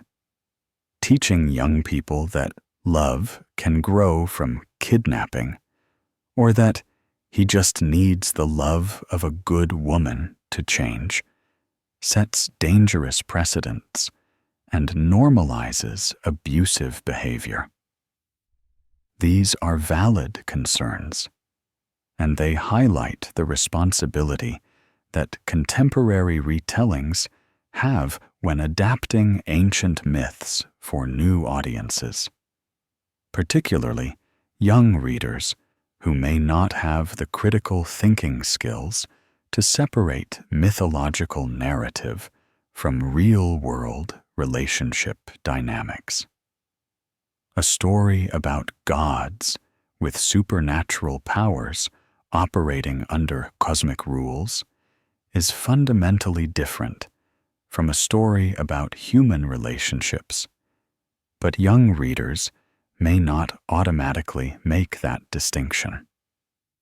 At the same time, completely erasing or sanitizing the myth's problematic elements carries its own risks. Greek mythology is valuable precisely because it doesn't shy away from darkness, complexity, and moral ambiguity. The gods in these stories are not role models, but rather embodiments of natural forces and human experiences, including the terrible and traumatic ones. Persephone's story can serve as a starting point for discussions about consent, agency, trauma, and survival, rather than as a template for romantic relationships. Perhaps the most honest approach is to acknowledge all these layers. Yes, the abduction was wrong by any moral standard, ancient or modern. Yes, the power imbalance between captor and captive makes genuine consent questionable, at least initially. And yes, Persephone's response to her situation, whatever form it took, was shaped by the impossible position she found herself in. But also, yes, she found or created power in that situation. She became a queen, a judge, a guide to the dead. She was worshipped alongside her captor as an equal ruler. And the ancient Greeks, who told and retold this story for centuries, found in it something meaningful about transformation, about the relationship between life and death, about how suffering can lead to wisdom. The duality at the heart of Persephone's identity, her existence as both maiden and queen, light and darkness, daughter and wife, victim and goddess, is what makes her such a compelling figure. She cannot be reduced to a simple narrative of either victimization or empowerment. She is both and neither, existing in that liminal space between absolutes, just as she exists in the space between the world of the living and the realm of the dead. Modern feminists have reclaimed Persephone in various ways. Some see her as a symbol of female rage and resistance, focusing on interpretations where she chose to eat the pomegranate seeds, knowing full well what she was doing, deliberately binding herself to the underworld as an act of rebellion against both her overprotective mother and the patriarchal system that sought to control her fate. Others emphasize her role as psychopomp and queen, arguing that she found authentic power and purpose in the underworld that she could never have achieved, remaining eternally under Demeter's wing. Still others point out that Persephone's story is fundamentally about a mother and daughter, and that focusing too exclusively on her relationship with Hades misses the equally important dynamic with Demeter.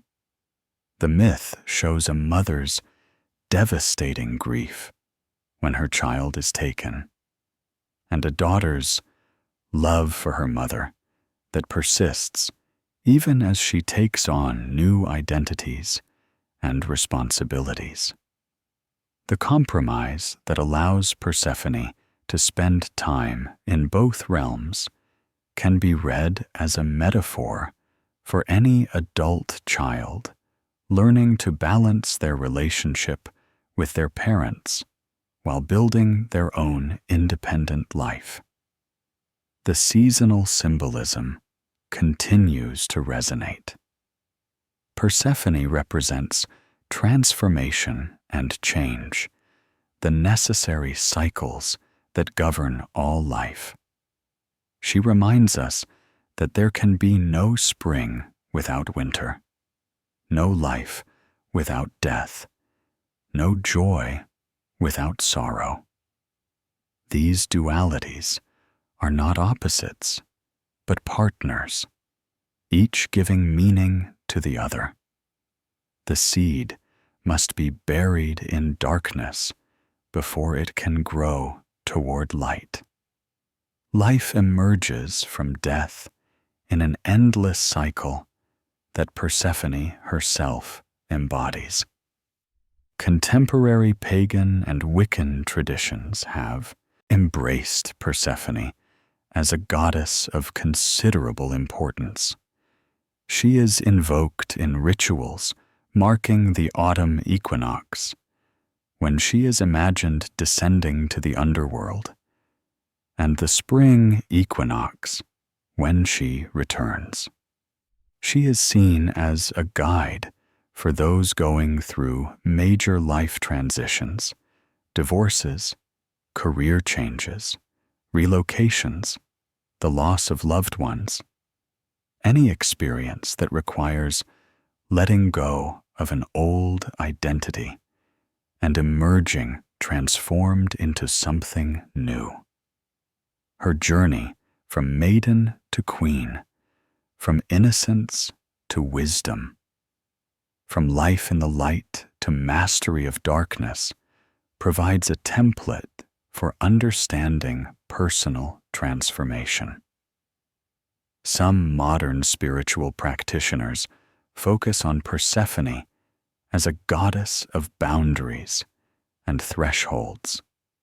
She exists between worlds and thus governs the liminal spaces where transformation occurs. She is invoked during times of uncertainty, when one is neither here nor there, when the old life has ended, but the new has not yet begun. This interpretation emphasizes her unique position as the only deity who regularly travels between the living world and the realm of death, making her an ideal guide for any journey into the unknown. The artistic legacy of Hades and Persephone extends across centuries and media.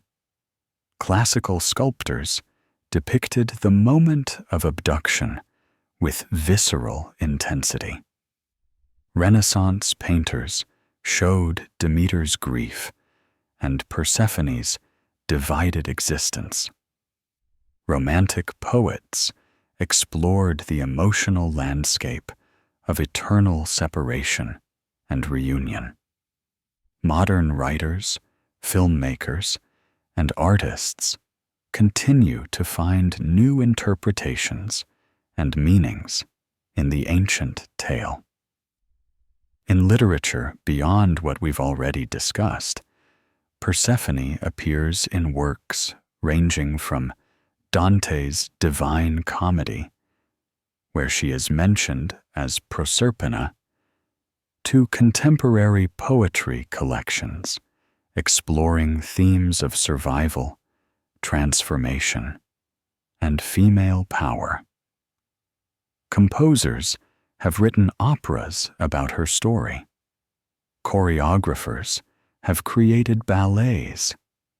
The myth's basic structure, a powerful figure taking someone into an underworld from which they can never fully return, appears in countless variations throughout world literature.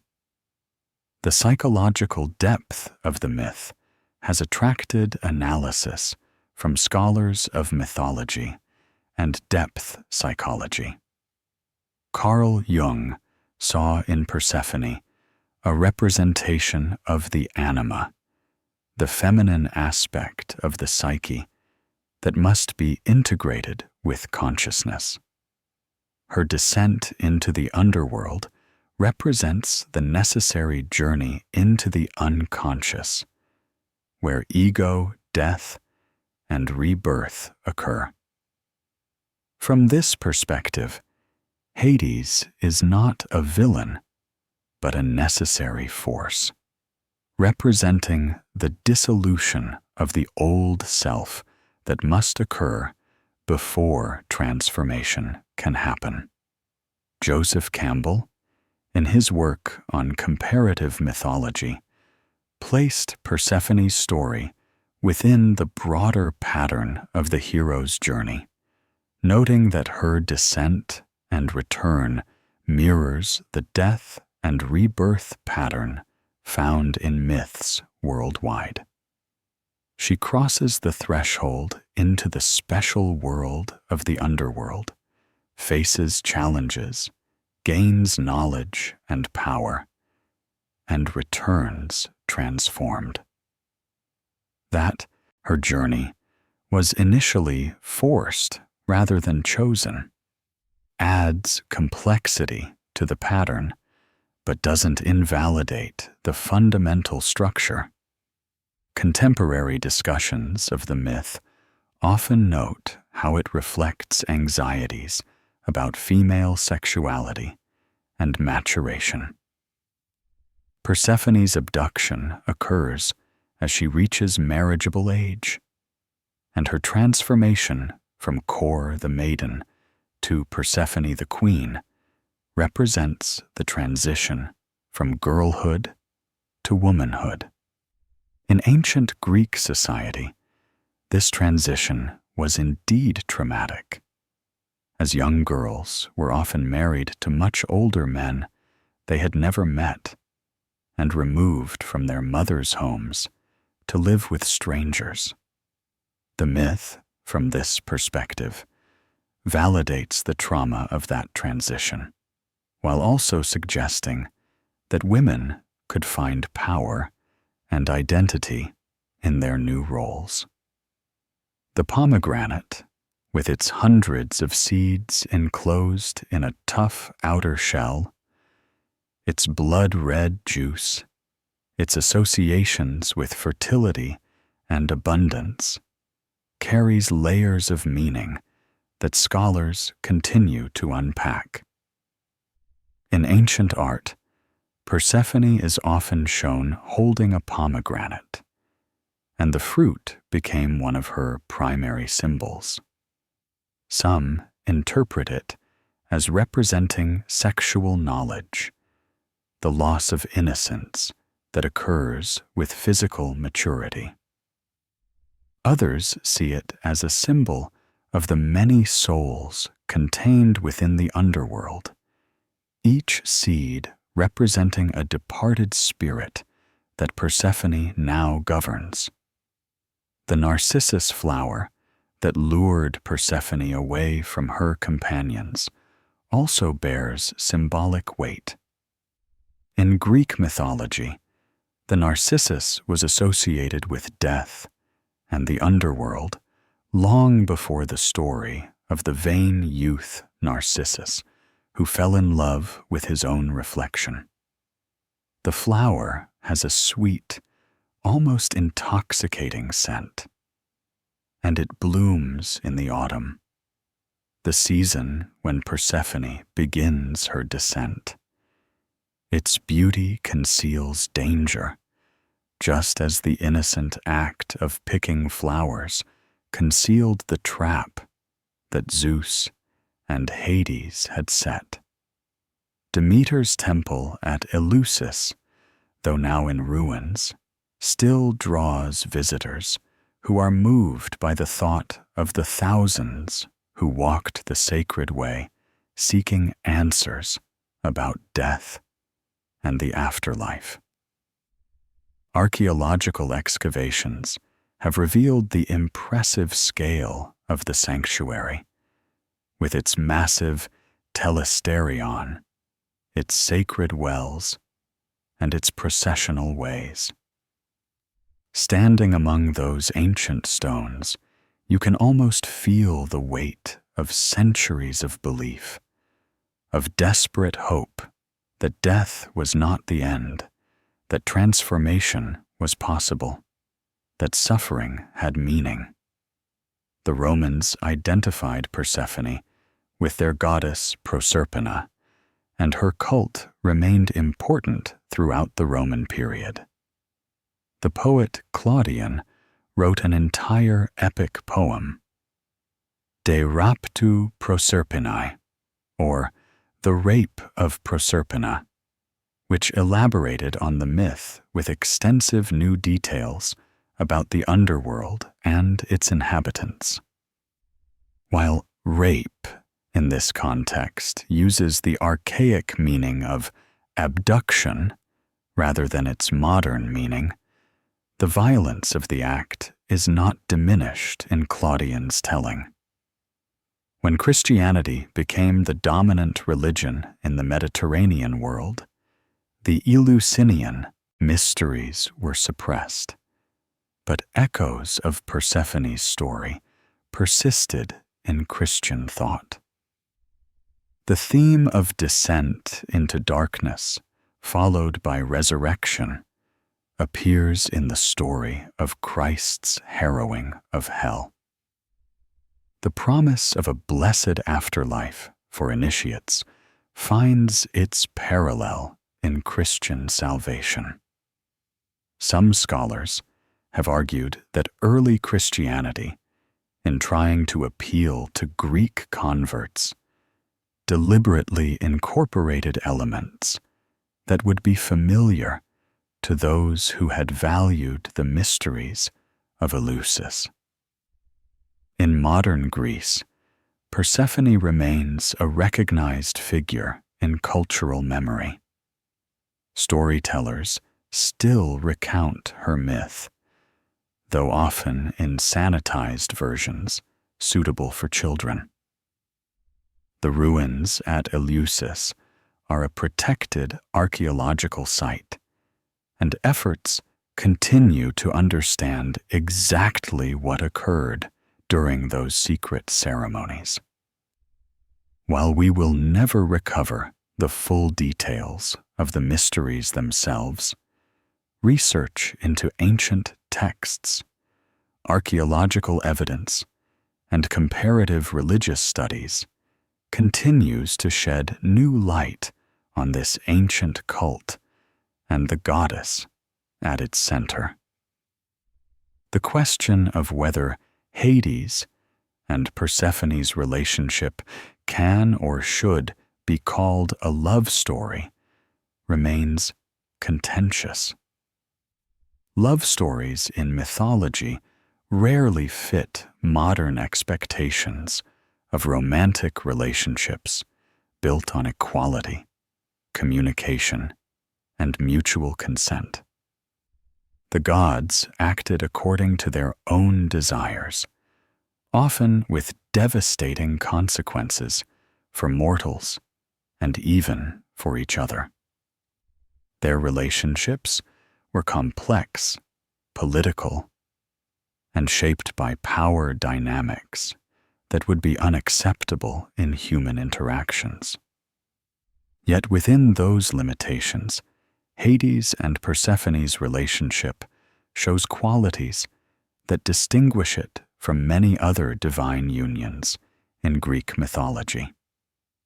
Hades' faithfulness, unusual among male gods, suggests a devotion that went beyond mere possession.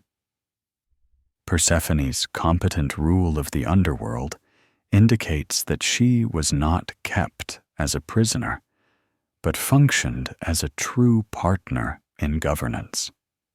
Their collaborative response to visitors and petitioners shows a united front and mutual respect.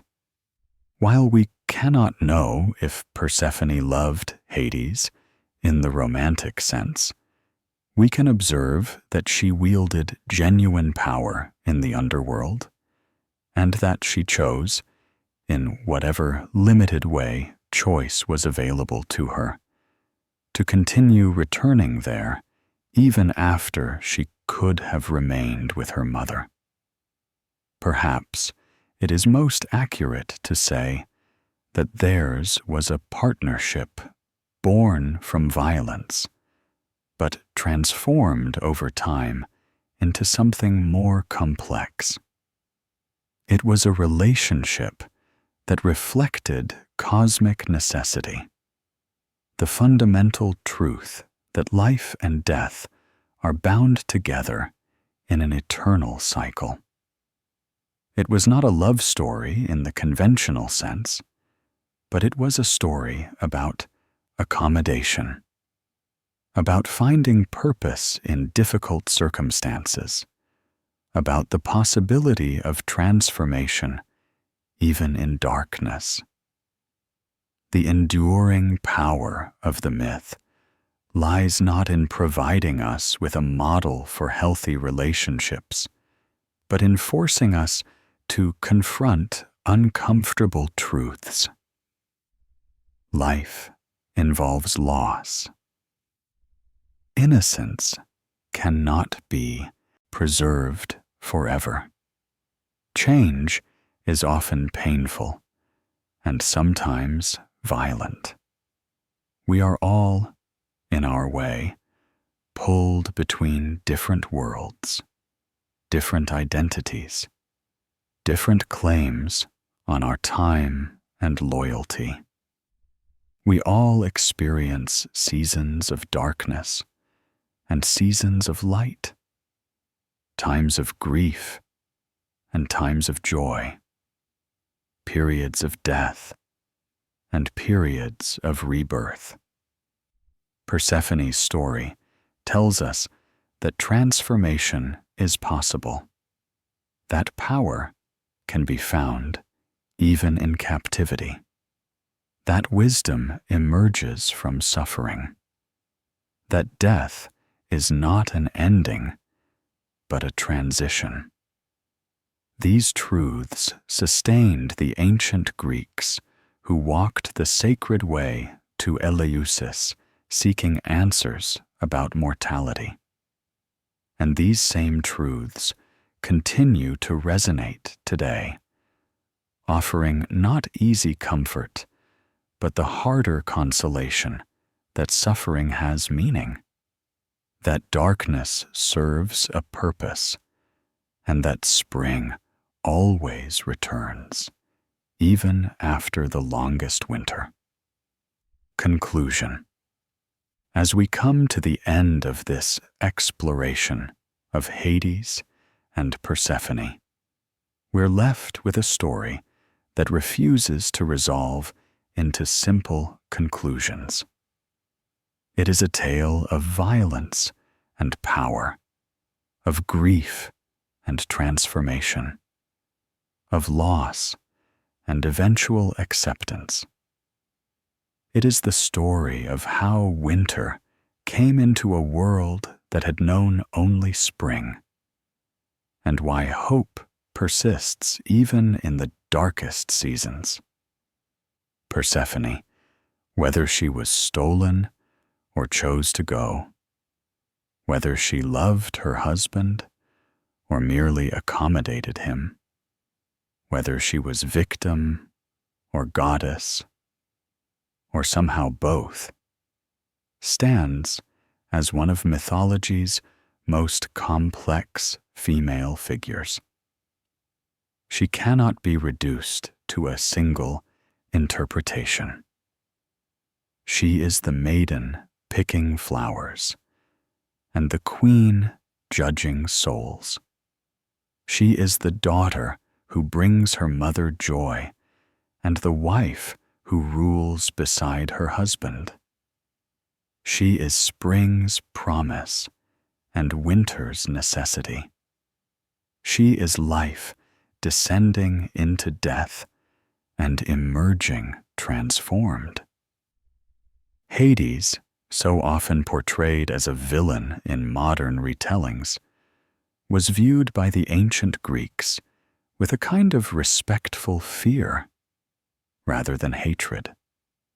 He was stern but just, absolute but not cruel. He claimed Persephone in a way that we rightfully find disturbing. Yet he also gave her genuine power and remained faithful to her in ways that other gods did not match. He represents death itself, not as an evil force, but as an inevitable one, something to be respected and even honored, rather than simply feared. Demeter embodies a mother's love and grief so profound that it could reshape the world. Her search for her daughter, her refusal to let life continue without Persephone, her ultimate inability to fully reclaim her child. These speak to universal experiences of loss and the pain of watching children grow away from us, becoming people we no longer fully know, inhabiting worlds we cannot enter. The compromise that created the seasons recognizes that life requires balance.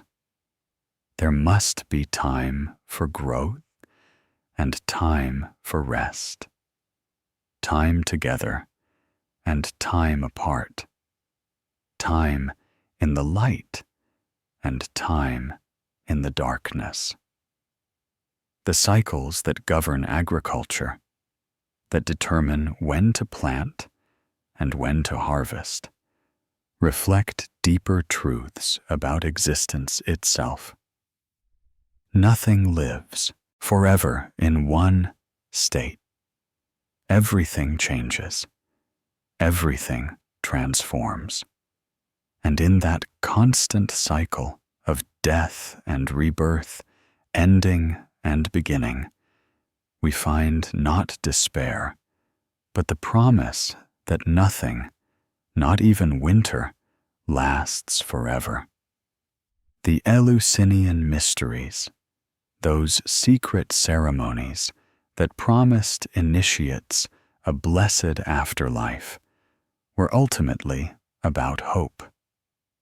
Hope that death was not the end. Hope that suffering had meaning. Hope that transformation was possible even in the darkest circumstances. For nearly 2,000 years, thousands upon thousands of people walked that sacred way from Athens to Eleusis, seeking comfort in the face of mortality. And they found it, not through easy answers, but through the story of a goddess who descended into death and returned to life, forever changed, but also forever constant, embodying the eternal cycle that governs all existence. Today, we may not have the Eleusinian Mysteries, but we still have Persephone's story. We still have the reminder that darkness serves a purpose, that loss can lead to wisdom, that transformation, however painful, is how we grow. We have the promise that spring always returns, even when winter seems endless. We have the knowledge that we contain multitudes, that we can be both maiden and queen, both child and adult, both vulnerable and powerful, sometimes simultaneously. Whether you interpret Hades and Persephone's relationship as a tragic romance, a cautionary tale about coercion, a metaphor for seasonal change, a story about personal transformation, or something else entirely, the myth continues to speak to fundamental human experiences. It addresses our fear of death, our grief at loss, our wonder at the changing seasons, our struggle to balance different aspects of our identity, and our hope that suffering has meaning and purpose. The ancient Greeks were wise enough to create a mythology that didn't shy away from difficult truths. Their gods were not paragons of virtue, but reflections of nature and human nature in all their complexity and contradiction. Their myths acknowledged that life involves suffering, that power often operates through coercion, that loss is inevitable, and that the innocent cannot remain innocent forever. But they also insisted that these harsh truths were not the end of the story. Transformation was possible. Meaning could be found. Hope persisted. Persephone walks between worlds, belonging fully to neither, essential to both. She reminds us that we too exist in liminal spaces, balancing competing demands, holding contradictory truths, becoming new versions of ourselves while remembering who we were. Her story, transmitted across millennia, translated through countless languages, reimagined by countless artists and writers and thinkers, remains alive because it speaks to something essential about the human condition. As you drift toward sleep tonight, consider the mystery that thousands of ancient Greeks sought at Eleusis. Consider the seed that must be buried in darkness before it can grow toward light. Consider the maiden who became a queen, the daughter who could not escape her mother's love, the goddess who governs the threshold between life and death. Consider that winter always gives way to spring, that darkness always yields to dawn, that endings are also beginnings. The story of Hades and Persephone is many things, but perhaps most of all, it is a reminder that transformation, though often painful and rarely chosen, is the fundamental pattern of existence. We descend into our own underworlds, face our own darkness, consume our own pomegranate seeds that bind us to new realities. And if we are fortunate, we emerge changed, but not destroyed, carrying wisdom gained in darkness back into the light, ready to begin the cycle again. If you've enjoyed this journey into the mythological world of Hades and Persephone, please consider liking this video and subscribing to Myths of the Night. There are countless more stories waiting to be explored, tales of love and loss, tragedy and triumph, gods and mortals whose stories have echoed through the centuries.